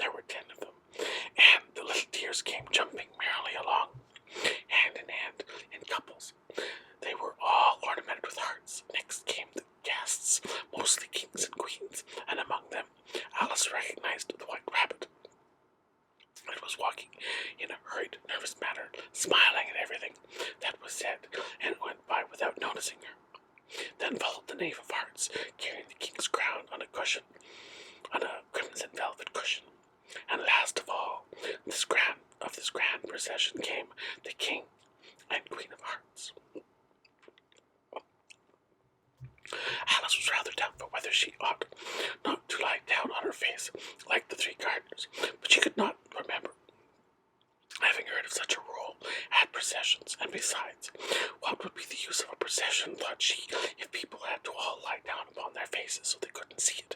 So she stood where she was and waited. When the procession came opposite to Alice, they all stopped and looked at her, and the Queen said very severely, "Who is this?" She said, "It's the Knave of Hearts," who only bowed and smiled in reply. "Idiot," said the Queen, tossing her head impatiently and turning to Alice. She went on, "What's your name, child?" "My name is Alice, so please your Majesty," said Alice very politely. But she added to herself, "Why, they're only a pack of cards. After all, I needn't be afraid of them." "And who are these?" said the Queen, pointing at the 3 gardeners who were lying around the rose tree. For you see, as they were all lying on their faces, and the pattern on their backs was the same as the rest of the pack, she could not tell whether they were gardeners, or soldiers, or courtiers, or 3 of her own children. "How should I know?" said Alice, surprised at her own courage. "It's no business of mine." The Queen turned crimson with fury, and after glaring at her for a moment, like a wild beast, screamed, "Off with her head! Off!" "Nonsense," said Alice very loudly and decidedly, and the Queen was silent. The King laid his hand upon her arm, timidly said, "Consider, my dear, she is only a child." The Queen turned angrily away from him and said to the Knave, "Turn them over." The Knave did so very carefully with one foot. "Get up," said the Queen in a shrill, loud voice, and the 3 gardeners instantly jumped up and began bowing to the King and the Queen, the royal children, and everybody else. "Leave off that," screamed the Queen. "You make me giddy." And then turned to the rose tree. She went on, "What have you been doing here?" "May it please your Majesty," said 2 in a very humble tone, going down on one knee as he spoke, "we were trying—" "I see," said the Queen, who had meanwhile been examining the roses. Off with their heads, and the procession moved on, 3 of the soldiers remaining behind to execute the unfortunate gardeners, who ran to Alice for protection. "You shan't be beheaded," said Alice, and she put them into a large flower pot that stood nearby. The 3 soldiers wandered about for a minute or 2, looking for them, and then quietly marched off after the others. "Are their heads off?" shouted the Queen. "The heads are gone, if it please your Majesty," the soldiers shouted in reply. "That's right," shouted the Queen. "Can you play croquet?" The soldiers went silent and looked at Alice, as the question was evidently meant for her. "Yes," shouted Alice. "Come on, then," roared the Queen. And Alice joined the procession, wondering very much what would happen next. It's a very fine day," said a timid voice at her side. She was walking by the White Rabbit, who was peeping anxiously into her face. "Very," said Alice. "Where's the Duchess?" "Hush, hush," said the Rabbit in a low tone. He looked anxiously over his shoulder as he spoke, and then raised himself upon tiptoe, put his mouth close to her ear, and whispered, "She's under sentence of execution." "What for?" said Alice. "Did you say what a pity?" the Rabbit asked. "No, I didn't," said Alice. "I don't think it's at all a pity. I said, what for?" "She boxed the Queen's ears," the Rabbit began. Alice gave a little scream of laughter. "Oh, hush," said the Rabbit, in a frightened tone. "The Queen shall hear you. You see, she came rather late, and the Queen said—" "Get to your places," shouted the Queen in a voice of thunder, and people began running about in all directions, tumbling up against each other. However, they got settled down in a minute or 2, and the game began. Alice thought she had never seen such a curious croquet ground in her life. It was all ridges and furrows. The balls were live hedgehogs, the mallets live flamingos, and the soldiers had to double themselves up and stand on their hands and feet to make the arches. The chief difficulty Alice found at first was in managing her flamingo. She succeeded in getting its body tucked away comfortably enough under her arm, with its legs hanging down, but generally just as she had got its neck nicely straightened out, and was going to give the hedgehog a blow with its head, it would twist itself around, look up at her face with such a puzzled expression that she could not help bursting out laughing. When she got its head down and was going to begin again, it was very provoking to find that the hedgehog had unrolled itself and was in fact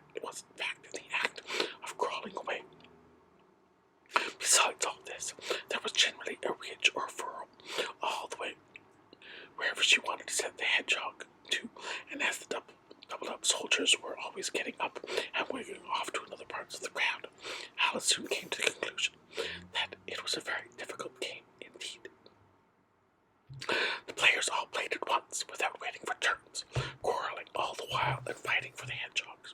And in a very short time the queen was in a furious passion, and went stamping about and shouting, "Off with his head," or "Off with her head," about once in a minute. Alice began to feel very uneasy, to be sure. She had as yet not had any dispute with the queen, but she knew that it might happen any minute, and then, thought she, what would become of me? They're dreadfully fond of begetting people here. The great wonder is that there's anyone left alive. She was looking about for some way to escape and wondering whether she could get away without being seen, when she noticed a curious appearance in the air. It puzzled her very much at first, but after watching it for a minute or two, she made it out to be a grin, and she said to herself, "It's the Cheshire Cat. Now I shall have somebody to talk to." "How are you getting on?" said the cat, as soon as there was enough mouth for it to speak with. Alice waited till the eyes appeared, and then nodded. It's no use speaking to it, she thought, till its ears had come out, or at least one of them. In another minute the whole head appeared, and then Alice put down her flamingo and began an account of the game, feeling very glad she had someone to listen to her. The cat seemed to think that there was enough of it now in sight, and no more of it appeared. "I don't think they play it all fairly," Alice began in rather a complaining tone, "and they all quarrel so dreadfully. One can't hear oneself speak. And they don't seem to have any rules in particular. At least if there are, nobody attends to them, and you've got no idea how confusing it is, all the things being alive. For instance, there's the arch I've got to go through next, walking about at the other end of the ground, and I should have croqueted the queen's hedgehog just now, only it ran away when it saw mine coming." "How do you like the queen?" said the cat in a low voice. "Not at all," said Alice. "She's so extremely—" She just then noticed that the queen was close behind her, listening, so she went on, "Likely to win, that it's hardly worthwhile finishing the game." The queen smiled and passed on. "Who are you talking to?" said the king, going up to Alice and looking at the cat's head with great curiosity. "It's a friend of mine, a Cheshire Cat," said Alice. "Allow me to introduce it." "I don't like the look of it at all," said the king. "However, it may kiss my hand if it likes." "I'd rather not," the cat remarked. "Don't be impertinent," said the king, "and don't look at me like that." He got behind Alice as he spoke. "A cat may look at a king," said Alice. "I've read that in some book somewhere, but I don't remember where." "Well, it must be removed," said the king very decidedly, and he called the queen, who was passing at the moment. "My dear, I wish you would have this cat removed." The queen had only one way of settling all of her difficulties. "Great or small, off with his head," she said, without even looking around. "I'll fetch the executioner myself," said the king eagerly, and he hurried off. Alice thought she might as well go back and see how the game was going on, as she heard the queen's voice in the distance screaming with passion. She had already heard her sentence 3 of the players to be executed for having missed their turns, and she did not like the look of things at all, as the game was in such a confusion that she never knew whether it was her turn or not. So she went in search of her hedgehog. The hedgehog was engaged in a fight with another hedgehog, which seemed to Alice an excellent opportunity for croqueting one of them with the other. The only difficulty was that her flamingo had gone across to the other side of the garden, where Alice could see it trying, in a helpless sort of way, to fly up into a tree. By the time she had caught the flamingo and brought it back, the fight was over, and both the hedgehogs were out of sight. But it doesn't matter much, thought Alice, as all the arches are gone from this side of the ground. So she tucked it up under her arm, that it might not escape again, and went back for a little more conversation with her friend. When she got back to the Cheshire Cat, she was surprised to find quite a large crowd collected around it. There was a dispute going on between the executioner, the king, and the queen, who were all talking at once, while all the rest were quite silent and looked very uncomfortable. The moment Alice appeared, she was appealed to by all 3 to settle the question.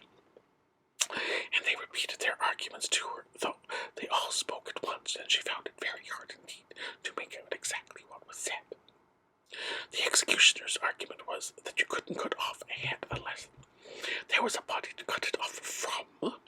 That he had never had to do such a thing before, and he wasn't going to begin at his time of life. The king's argument was that anything that had a head could be beheaded, and there wasn't, and you weren't to talk nonsense. The queen's argument was that if something wasn't done about it in less than no time, she'd have everybody executed all round. It was this last remark that had made the whole party look so grave and anxious. Alice could think of nothing else to say, but it belongs to the Duchess. You'd better ask her about it. She's in prison, the queen said to the executioner. Fetch her here, and the executioner went off like an arrow. The cat's head began fading away the moment he was gone, and by the time he had come back with the Duchess, it had entirely disappeared.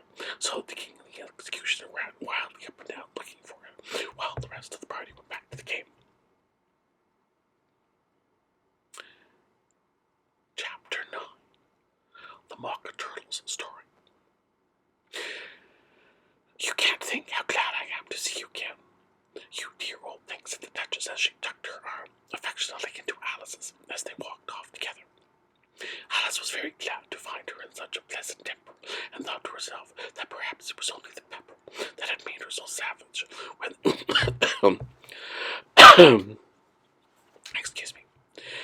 It was only the pepper that had made her so savage when they met in the kitchen.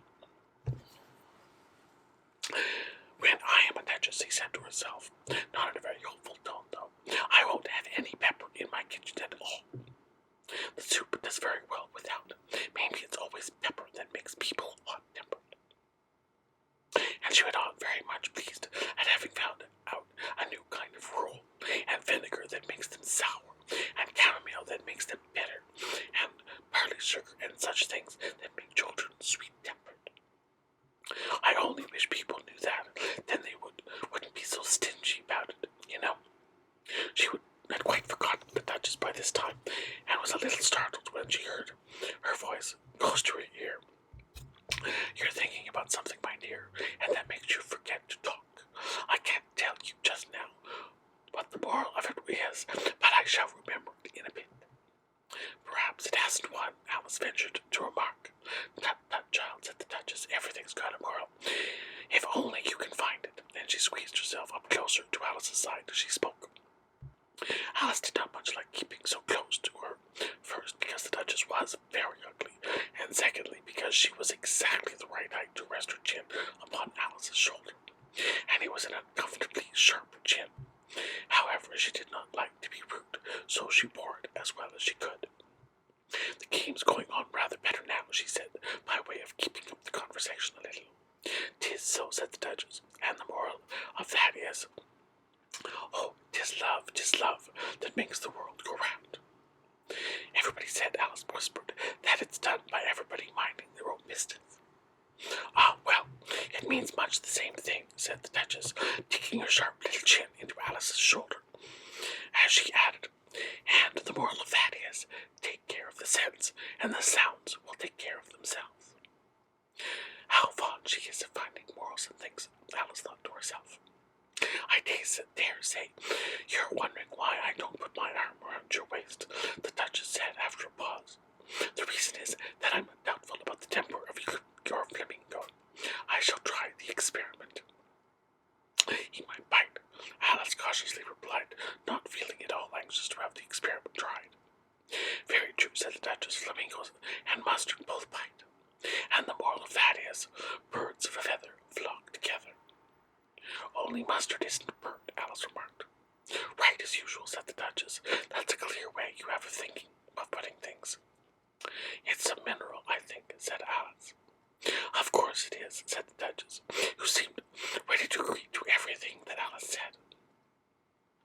There's a large mustard mine near here, and the moral of that is, the more there is of a mine, the less there is of yours. Oh, I know, exclaimed Alice, who had not attended to this last remark. It's a vegetable. It doesn't look like one, but it is. I quite agree with you, said the Duchess, and the moral of that is, be what you would seem to be, or if you'd like to put it more simply, never imagine yourself not to be otherwise than you might appear to others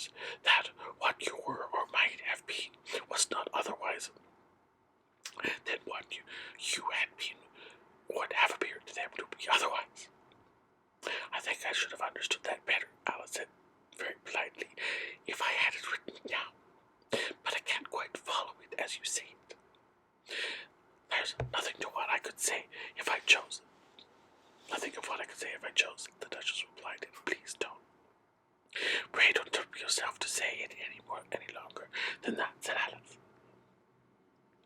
Oh, don't talk about trouble, said the Duchess. I made you a present of everything I've said as yet. A cheap sort of present, thought Alice. I'm glad they don't give birthday presents like that. But she did not venture to say it out loud. Thinking again, the Duchess asked, with another dig of her sharp little chin. I've a right to think, said Alice sharply, for she was beginning to feel a little worried. Just about as much right, said the Duchess, as pigs have to fly, and the... But there, to Alice's great surprise, the Duchess's voice died away, even in the middle of her favourite word, moral, and the arm that she had linked into hers began to tremble. Alice looked up, and there stood the Queen in front of them, with her arms folded, frowning like a thunderstorm. A fine day, Your Majesty, the Duchess began in a low, weak voice. Now I give you fair warning, shouted the Queen, stamping on the ground. As she spoke, either you or your head must be off, and that in about a minute. But we have no time. Take your choice. The Duchess took her choice, and was gone in a moment. Let's go on with the game, the Queen said to Alice, and Alice was too much frightened to say a word, but slowly followed her back to the croquet ground. The other guests had taken advantage of the Queen's absence and were resting in the shade. However, the moment they saw her, they hurried back to the game. The Queen merely remarked that a moment's delay would cost them their lives. All the time they were playing, the Queen never let off, quarrelling with the other players and shouting off with his head or off with her head. Those whom she sentenced were taken into custody by the soldiers, who of course had to leave off being urged to do this, so that by the end of half an hour or so, there was no urges left. And all the players, except the King and the Queen, were in custody and under sentence of execution. Then the Queen left off quite out of breath and said to Alice, Have you seen the mock turtle yet? No, said Alice. I don't even know what a mock turtle is.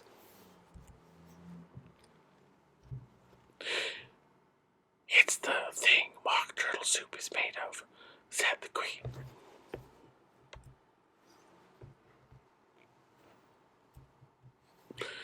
Mock turtle soup is made of, said the Queen. I never saw one or heard one, said Alice.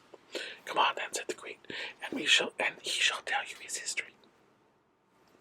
As they walked off together, Alice heard the King say in a low voice to the company generally, You are all pardoned. Come, that's a good thing, she said to herself.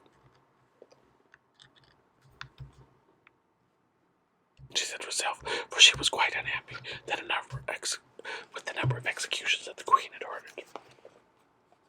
Very soon they came upon a griffin, lying fast asleep in the sun. If you don't know what a griffin is, look at the picture. Up, lazy thing, said the Queen, and take this young lady to see the mock turtle, to hear his history. I must go back and see after some executions I have ordered. And she walked off, leaving Alice alone with the griffin. Alice did not quite like the look of the creature, but on the whole she thought it would be quite as safe to stay with it as to go after the savage Queen, so she waited. The griffin sat up and rubbed its eyes. Then it watched the Queen till she was out of sight. Then it chuckled. What fun, said the griffin, half to himself, half to Alice. What is the fun? Why, she, said the Queen. It's all her fancy. That they never execute anybody, you know. Come on. Everybody says, come on, here, thought Alice as she went slowly after it. I never was so ordered about in all my life. Never. They had not gone far before they saw the mock turtle in the distance, sitting sad and lowly on a little ledge of a rock. And as they came nearer, Alice could hear him sighing, as if his heart would break. She pitied him deeply. What is his sorrow? She asked of the griffin, and the griffin answered, very nearly in the same words as before, it's all his fancy that. He hasn't got no sorrow, you know. Come on. So they went up to the mock turtle, who looked at them with large eyes full of tears, but said nothing. This here young lady, said the griffin, she wants to know your history, she do. I'll tell it her, said the mock turtle in a deep, hollow tone. Sit down, both of you, and don't speak a word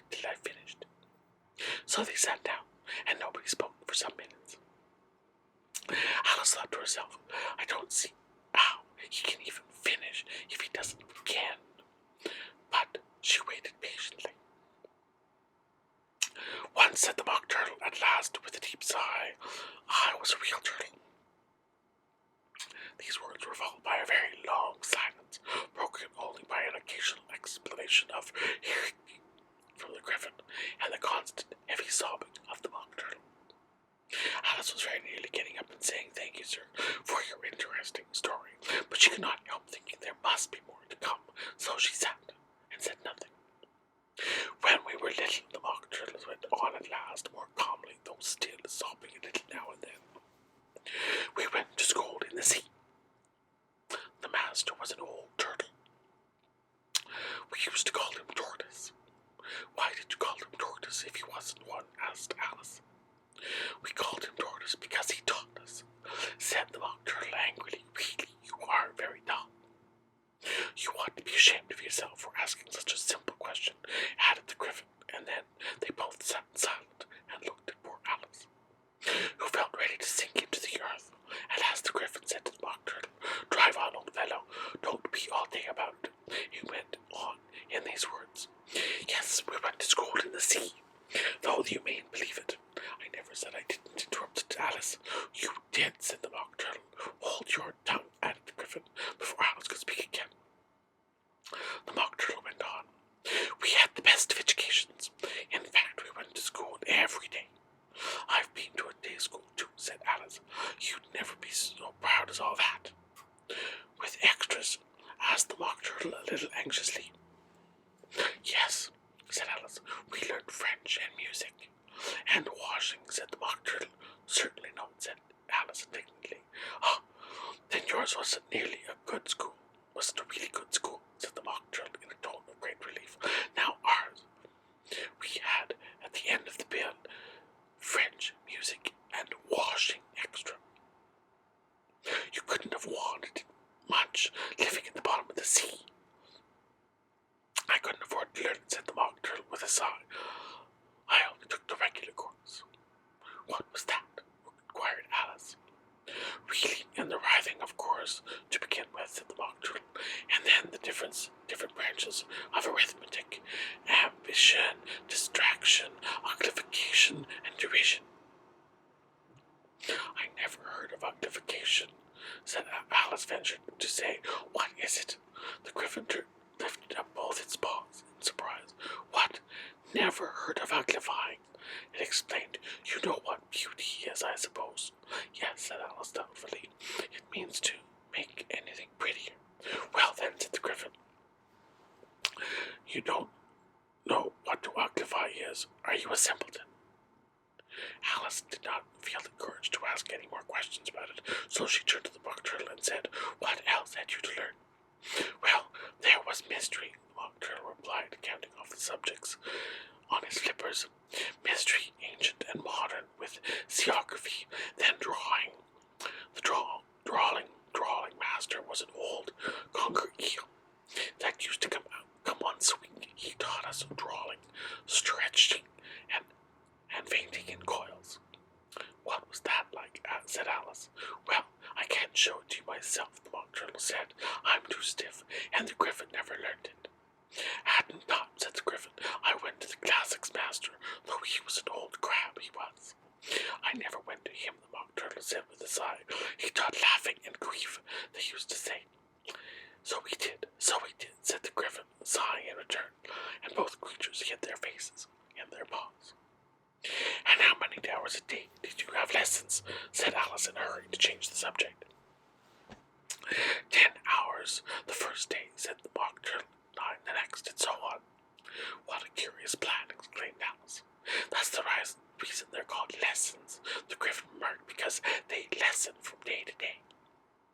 This was quite a new idea to Alice, and she thought it over a little before she made her next remark.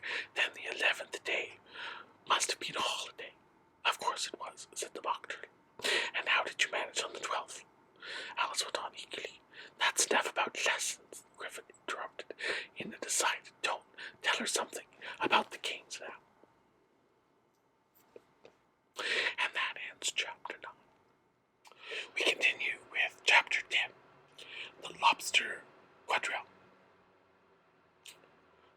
Turtle sighed deeply and drew back one flipper across his eyes. He looked at Alice and tried to speak, but for a minute or two sobs choked his voice. Same as if he had a bone in his throat, said the Griffin, and he set to work, shaking him and punching him in the back. At last the Mock Turtle recovered his voice, and with tears running down his cheeks, he went on again. You may not have lived much under the sea. I haven't, said Alice. And perhaps you were never even introduced to a lobster. Alice began to say, I once tasted, but checked herself hastily and said, no, never. So, you can have no idea what a delightful thing a lobster quadrille is. No, indeed, said Alice. What sort of a dance is it? Why, said the Griffin, you first form into a line along the seashore. 2 lines, cried the Mock Turtle. Seals, turtles, salmon, and so on. Then, when you've cleared all of the jellyfish out of the way. That generally takes some time, interrupted the Griffin. You advance twice. Each with a lobster as a partner, cried the Griffin.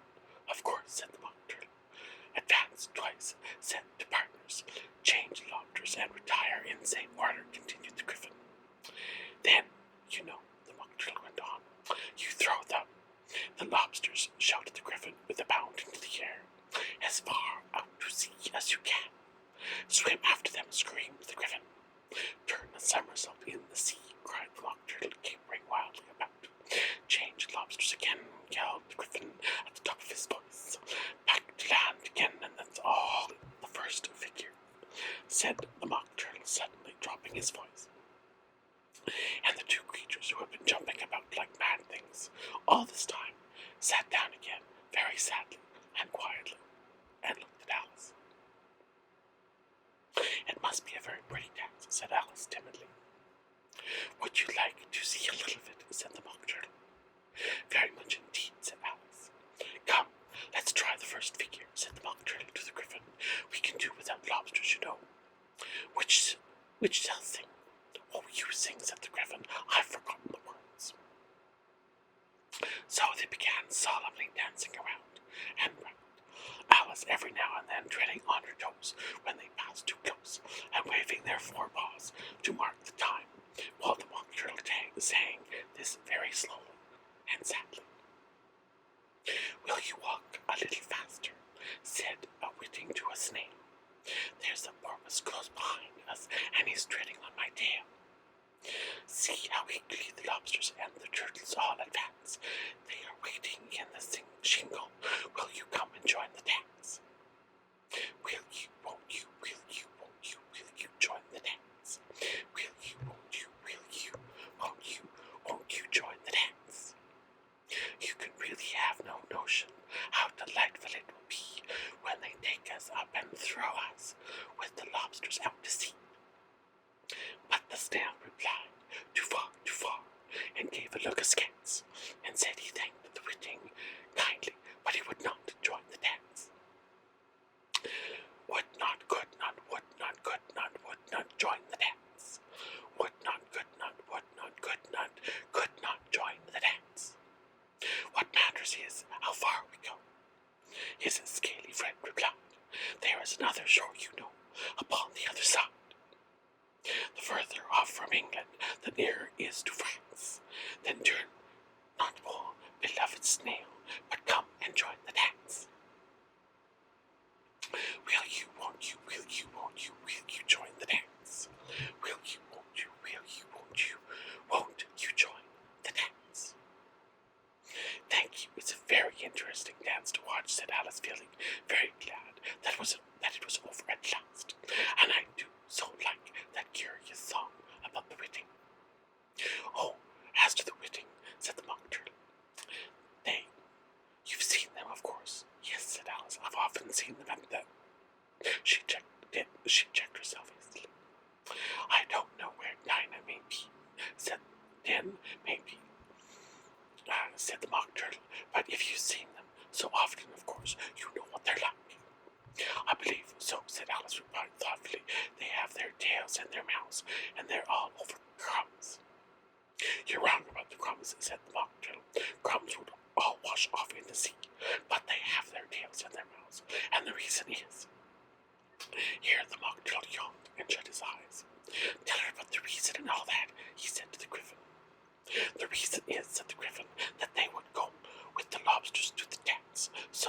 they got thrown out to sea.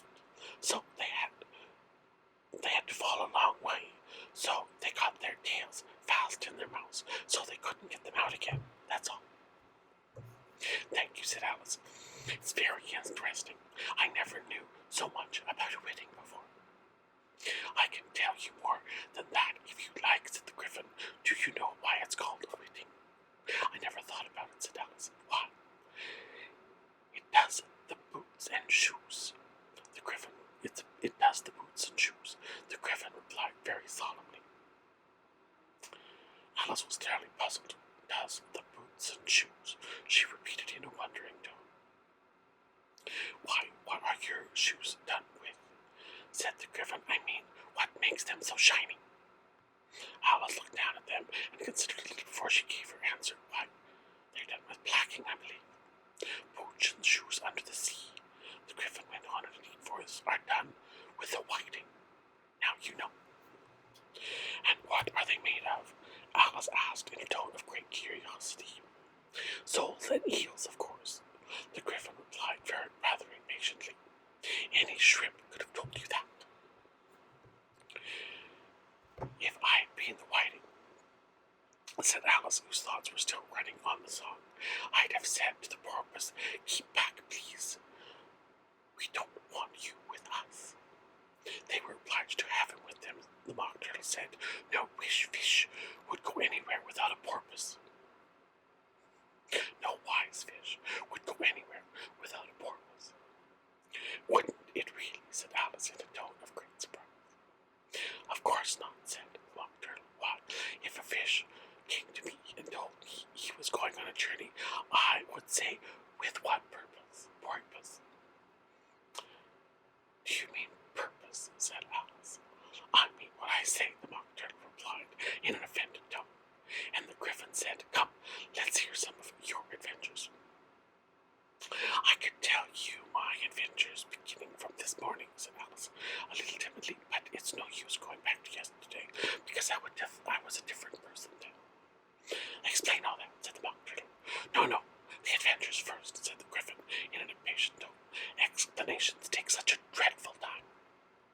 So Alice began telling them her adventures from the first time, when she saw the white rat. She was a little nervous about it, just at first. The two creatures got so close to her, one on each side, and opened their eyes and mouths so very wide, but she gained courage as she went on. Her listeners were perfectly quiet till she got to the part about her repeating, you are old Father William, to the caterpillar, and the words all coming out different. And then the Mock Turtle drew a long breath and said, that's very curious. It's all about as curious as it can be, said the Gryphon. It all came different, the Mock Turtle repeated thoughtfully. I should like to hear her try and repeat something now. Tell her to begin, he looked at the Gryphon, as if he thought it had some kind of authority over Alice. Stand up and repeat, 'tis the voice of the slugger, said the Gryphon. How the creatures order one about and make one repeat lessons, thought Alice. I might as well be at school at once. However, she got up and began to repeat, but her head was so full of the lobster quadrille that she hardly knew what she was saying, and the words came out very queer indeed. 'Tis the voice of the lobster, I heard him declare. You have picked me too brown. I must sugar my hair. As a duck with its eyelids, so he with his nose trims his belt with his buttons and turns out his toes. Later editions continue as follows. When the sands are all dry, he is gay as a lark, and will talk in contemptuous tones of the shark. But when the tide rises and sharks are around, his voice is as timid and tremulous sound. That's different from what I used to say when I was a child, said the Gryphon. Well, I'd never heard it before, said the Mock Turtle, but it sounds uncommon nonsense. Alice said nothing as she sat down with her face in her hands, wondering if anything would ever happen in a natural way again. I should like to have it explained, said the Mock Turtle. She can't explain it, said the Gryphon hastily. Go on with the next verse. his nose, the Mock Turtle persisted. How could he turn them out with his nose, you know? It's the first position in dancing, Alice said, but was dreadfully puzzled by the whole thing and longed to change the subject. Go on with the next verse, said the Griffin, repeated impatiently. It begins, I passed by his garden.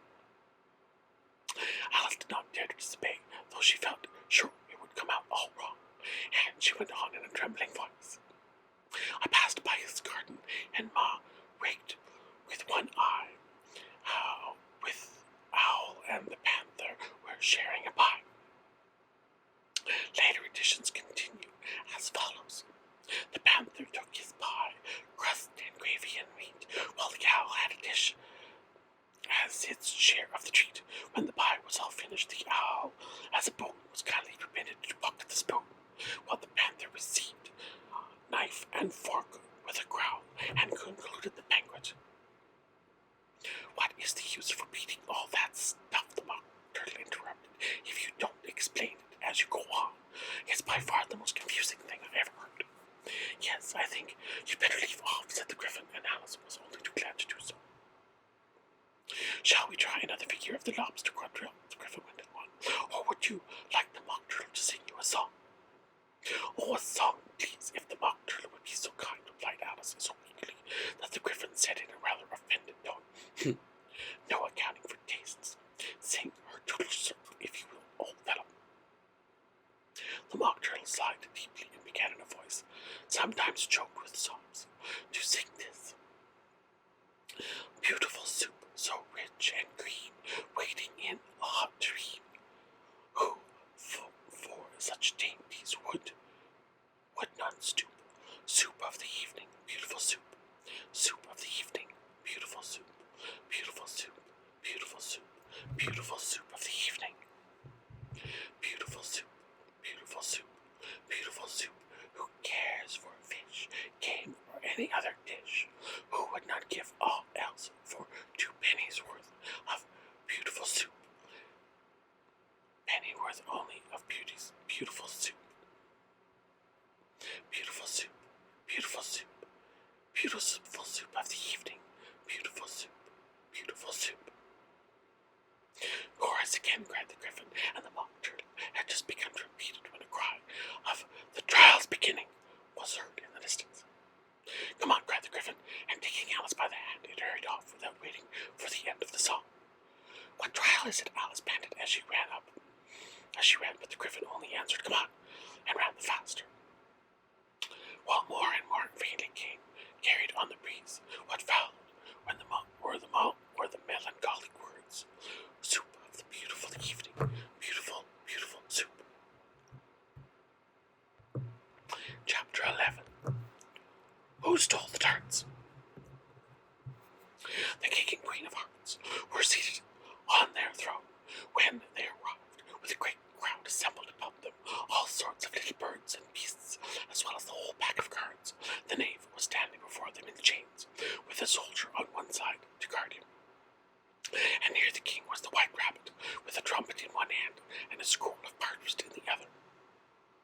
In the very middle of the court was a table with a large dish of tarts upon it, and they looked so good that it made Alice quite hungry just to look at them.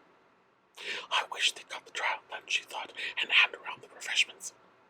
But there seemed to be no chance of this, so she began looking at everything about her to pass away the time. Alice had never been in a court of justice before, but she had read about them in books, and she was quite pleased to find that she knew the name of nearly everything there. That's the judge, she said to herself, because of his great wig. The judge, by the way, was the king, and he wore his wig over the crown. Look at the front piece if you want to see how he did it. He did not look at all comfortable, and it was certainly not becoming. And that's the jury box, thought Alice, and those 12 creatures.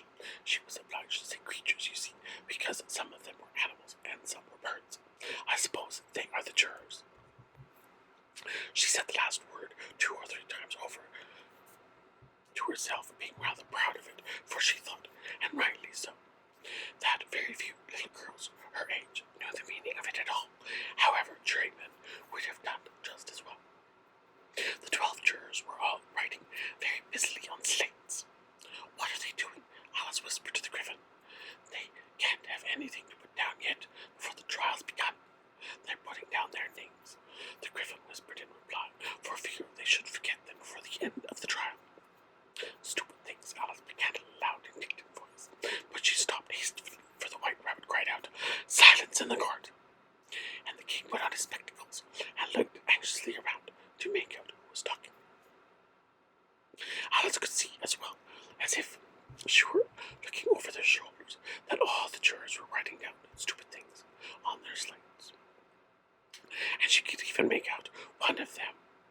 didn't know how to spell stupid, and that it had to ask its neighbor to tell it. A nice muddle their slates. They'll all be before the trial's over, thought Alice. One of the jurors had a pencil that squeaked. This, of course, Alice could not stand, and she went around the court and got behind him, and very soon found an opportunity to take it away. She did it so quickly that the poor little juror, it was Bill the Lizard, could not make out at all what had become of it. So, after hunting all about for it, he was obliged to write with one finger for the rest of the day. And this was very little use, as it left no mark on the slate. Harold, read the accusations, said the king. On this, the White Rabbit blew 3 blasts on the trumpet, and then unrolled the parchment scroll, and read as follows. The Queen of Hearts, she made some tarts, all on a summer day. The Knave of Hearts, he stole those tarts, and took them quite away. Consider your verdict, the king said to the jury. Not yet, the rabbit hastily interrupted. There's a great deal more before that. Call the first witness, said the king, and the White Rabbit blew 3 blasts on the trumpet and called out, First witness! The first witness was the Hatter. He came in with a teacup in one hand and a piece of bread and butter in the other. I beg pardon, your majesty, he began, for bringing these in, but I hadn't quite finished my tea when I was sent for. You ought to have finished, said the king. When did you begin? The Hatter looked at the March Hare, who had followed him into the court, arm in arm with the Dormouse. 14th of March, I think it was. He said, 15th, said the March Hare. 16th, said the Dormouse. Write that down, the king said to the jury, and the jury eagerly wrote down all 3 dates on their slates, and added them up, and reduced the number to shingles and pence. Take off your hat, the king said to the Hatter. It isn't mine, said the Hatter. Stolen, the king exclaimed, turning to the jury, who instantly made a memorandum of the fact.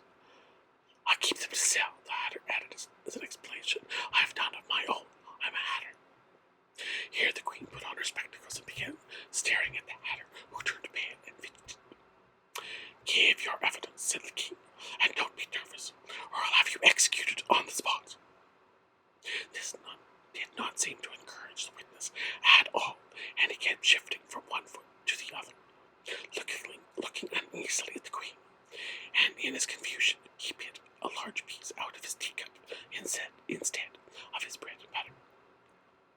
Just at that moment, Alice felt a very curious sensation which puzzled her a good deal until she made out what it was. She was beginning to grow much larger again, and she thought at first she would get up and leave the court, but on second thoughts she decided to remain where she was as long as there was room for her. I wish you wouldn't squeeze so, said the Dormouse, who was sitting next to her. I can hardly breathe. I can't help it, said Alice very meekly. I'm growing.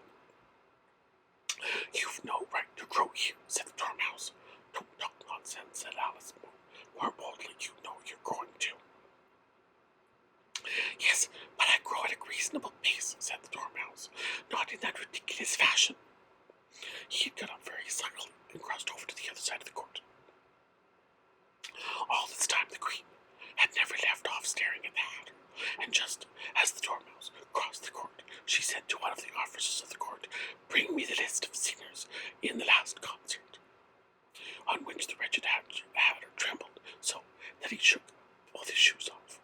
Give your evidence, the king repeated angrily, or I'll have you executed, whether you're nervous or not. I'm a poor man, your majesty, the Hatter began in a trembling voice, and I hadn't begun my tea, not above a week or so, and what with the bread and butter getting so thin, and the twinkling of the tea. The twinkling of the what? Said the king. It began with the tea, the Hatter replied. Of course, twinkling begins with a T, said the king sharply. Do you take me for a dunce? Go on. I'm a poor man, the Hatter went on, and most things twinkled after that, only the March Hare said. I didn't, the March Hare interrupted in a great hurry. You did, said the Bad Hatter. I deny it, the March Hare said. He denies it, said the king. Leave out that part. Well, at any rate, the Dormouse said.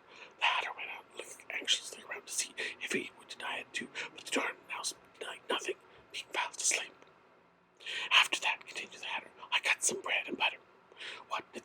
saying, one of the jurors asked.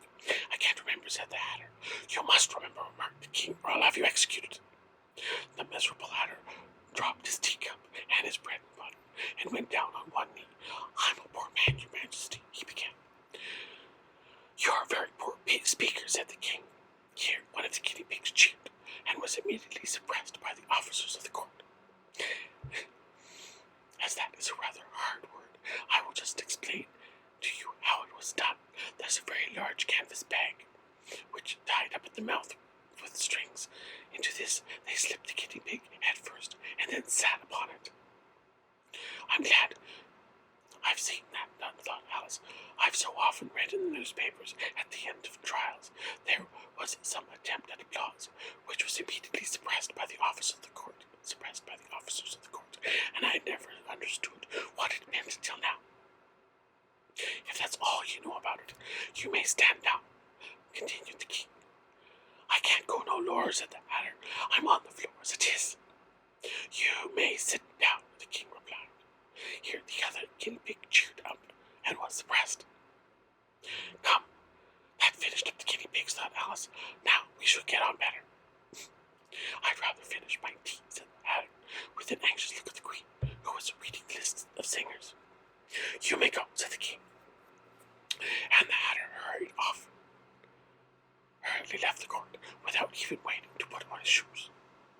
And just taking his head off outside, the queen added to one of the officers, but the Hatter was out of sight before the officer could get to the door. Call the next witness, cried the king. The next witness was the Duchess's cook. She carried the pepper box in her hand, and Alice guessed who it was, even before she got into the court. By the way, the people near the door began sneezing all at once. Give your evidence, said the king. Shouted, said the cook. The king looked anxiously at the White Rabbit, who said in a very low voice, Your Majesty must cross-examine this witness. Well, if I must, I must, the king said, with a melancholy air, and after folding his arms, he frowned at the cook until his eyes were nearly out of sight. He said in a deep voice, What are the tarts made of? Pepper mostly, said the cook. Treacle, said a sleepy voice behind her. Collar that dormouse, the queen shrieked. Behead that dormouse. Turn out that dormouse out of the court. Suppress him. Pinch him off with his whiskers. For some minutes, the whole court was in confusion, getting the dormouse turned out, and by the time they had settled down again, the cook had disappeared. Never mind, said the king, with an air of great relief. Call the next witness. And I really added in an undertone to the queen, Really, my dear, you must cross-examine the next witness. It quite makes my forehead ache. Alice watched the White Rabbit as he fumbled over the list, feeling very curious to see what the next witness would be like. For they haven't got much evidence yet, she said to herself. Imagine her surprise when the White Rabbit read out at the top of his list. I read at the top of his shrill little voice the name Alice. Chapter 12. Alice's evidence. Here, cried Alice, quite forgetting in the flurry of the moment how large she had grown in the last few moments, and she jumped up in such a hurry that she tipped over the jury box with the edge of her skirt, upsetting all the jurymen onto the heads of the crowd below, and there they lay, sprawling about, reminding her very much of a globe of goldfish she had accidentally upset the week before. Oh, I beg your pardon, she exclaimed in a tone of great dismay, and she began picking them up again as quickly as she could, for the accident with the goldfish kept running in her head, and she had a vague sort of idea that they must be collected at once and put back into the jury box, or they would die. The trial cannot proceed, said the king, in a very great voice, until all the jurymen are back in their proper places. All, he repeated with great emphasis, looking hard at Alice as he did so. Alice looked at the jury box and saw that in her haste she had put the lizard in head downwards, and the poor little thing was waving its tail about in a melancholy way, being quite unable to move. She soon got it out again and put it right. Not that it signifies much, she said to herself. I should think it would be quite as much use in the trial, one way or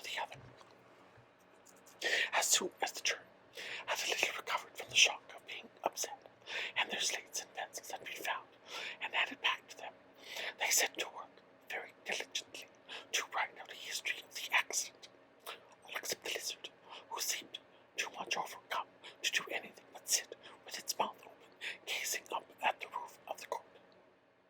"What do you know about this business?" the king said to Alice. "Nothing," said Alice. "Nothing whatever," persisted the king.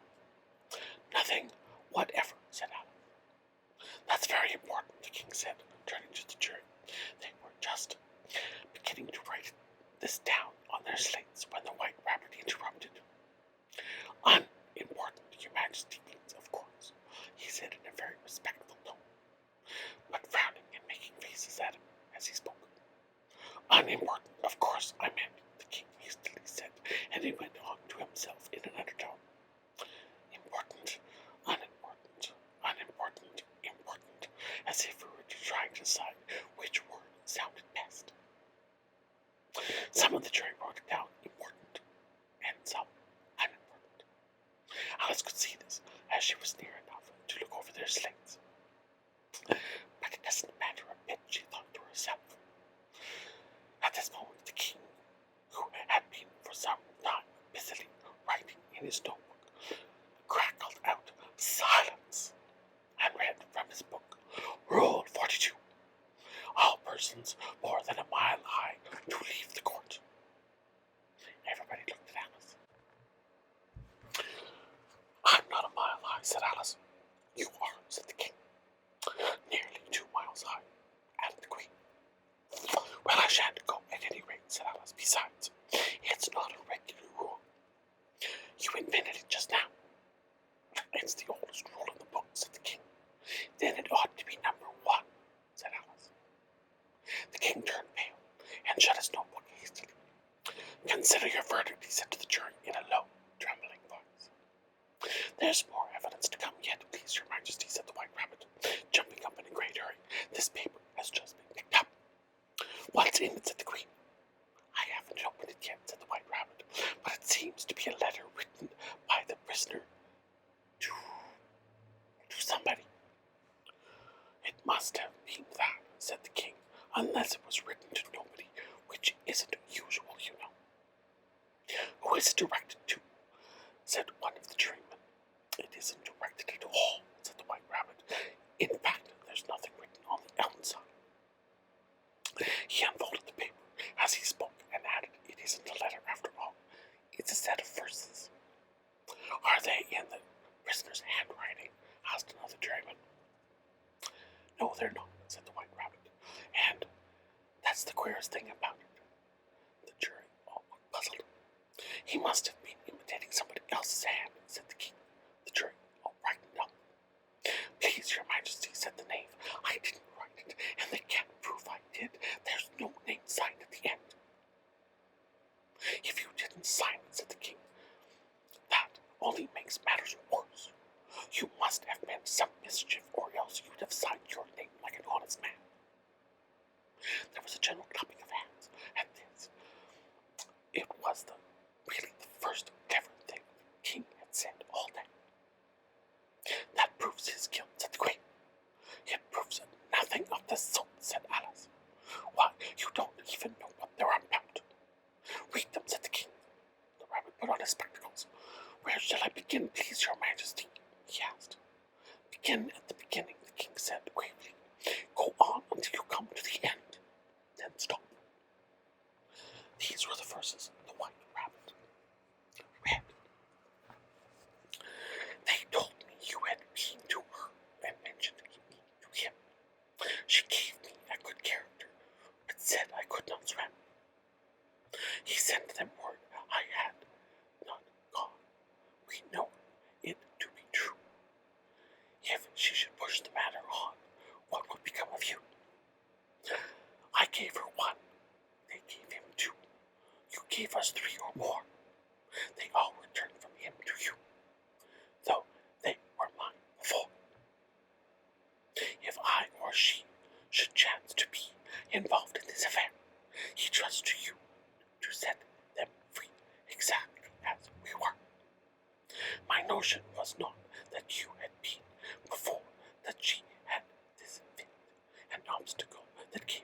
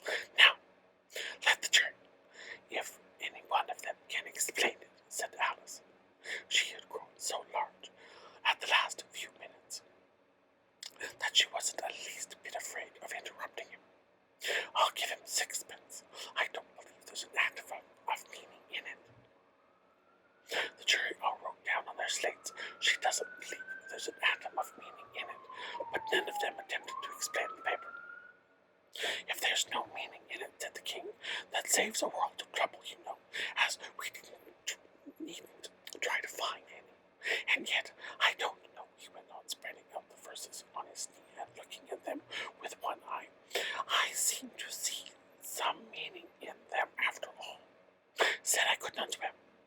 You can't swim, can you? He added, turning to the knave. The knave shook his head sadly. Do I look like it, he said, which he certainly did not, being made entirely of cardboard. All right, so far, said the king, and he went on muttering over the verses to himself. We know it to be true. That's the jury of the course. I gave her one. They gave him two. Why, that must be what he did with the tarts, you know. But it goes on, they all returned from him to you, said Alice. Why, there they are, said the king, triumphantly pointing at the tarts on the table. Nothing can be clearer than that. Then again, before she had this fit. You never had fits, my dear, I think, he said to the queen. Never, said the queen furiously, throwing an inkstand at the lizard as she spoke. The unfortunate little Bill had left off writing on a slate with one finger, and he found it made no mark, but he was now hastily began using the ink that was trickling down his face, as long as it lasted. Then the words don't fit you, said the king, looking around the court with a smile. There was a dreadful silence. It's a pun, the king added in an offended tone, and everybody laughed. Let the jury consider their verdict, the king said for about the 20th time that day. No, said the queen. Sentence first. Verdict afterwards. Stuff and nonsense, said Alice loudly, the idea of having the sentence first. Hold your tongue, said the queen, turning purple. I won't, said Alice. Off with her head, the queen shouted at the top of her voice. Nobody moved. Who cares for you, said Alice. She had grown to her full size by this time. You're nothing but a pack of cards. At this, the whole pack rose up into the air and came flying down about her. She gave a little scream, half of fright and half of anger, and tried to beat them off, and found herself lying on the bank, with her head in the lap of her sister, who was gently pushing away some dead leaves that had fluttered down from the tree upon her face. Wake up, Alice, dear, said her sister. Why, what a long sleep you've had. Oh, I've had such a curious dream, said Alice, and she told her sister, as well as she could remember them, all the strange adventures of hers that you have just been reading about. And when she had finished, her sister kissed her and said, It was a curious dream, dear, certainly. But now, run into your tea. It's getting late. So Alice got up and ran off, thinking while she ran, as well she might, what a wonderful dream it had been. But her sister still sat, just as she had left her, leaning her head on her hand, watching the setting sun and thinking of little Alice and all her wonderful adventures, till she too began dreaming after a fashion, and this was her dream. First she dreamed of little Alice herself, and once again the tiny hands were clasped upon her knee, and the bright, eager eyes were looking up into hers, and she could hear the very tones of her voice and see that queer little toss of her head to keep back the wandering hair that would always get into her eyes. And still she listened, or seemed to listen. The whole place around her became alive, the strange creatures of her little sister's dream. The long grass rustled at her feet as the white rabbit hurried by. The frightened mouse splashed his way through the neighboring pool. She could hear the rattle of the teacups as the March Hare and his friends shared their never-ending meal, and the shrill voice of the queen ordering off her unfortunate guests to execution. Once more the big baby was sneezing on the Duchess's knee, while plates and dishes crashed around it. Once more the shriek of the griffin, the squeaking of the lizard's slate pencil, and the choking of the suppressed guinea pigs filled the air, mixed up with the distant sobs of the mock turtle. So she sat on, with closed eyes, and half believing herself in Wonderland, though she knew she had but to open them again, and all would change to dull reality. The grass would be only rustling in the wind, and the pool rippling in the waves of the reeds. The rattling teacups would change to tinkling sheep bells, and the queen's shrill cries to the voice of the shepherd boy, and the sneeze of the baby, the shrieks of the griffin, and all the other queer noises would change, she knew, to the confused clamor of the busy barnyard, while the lowing of the cattle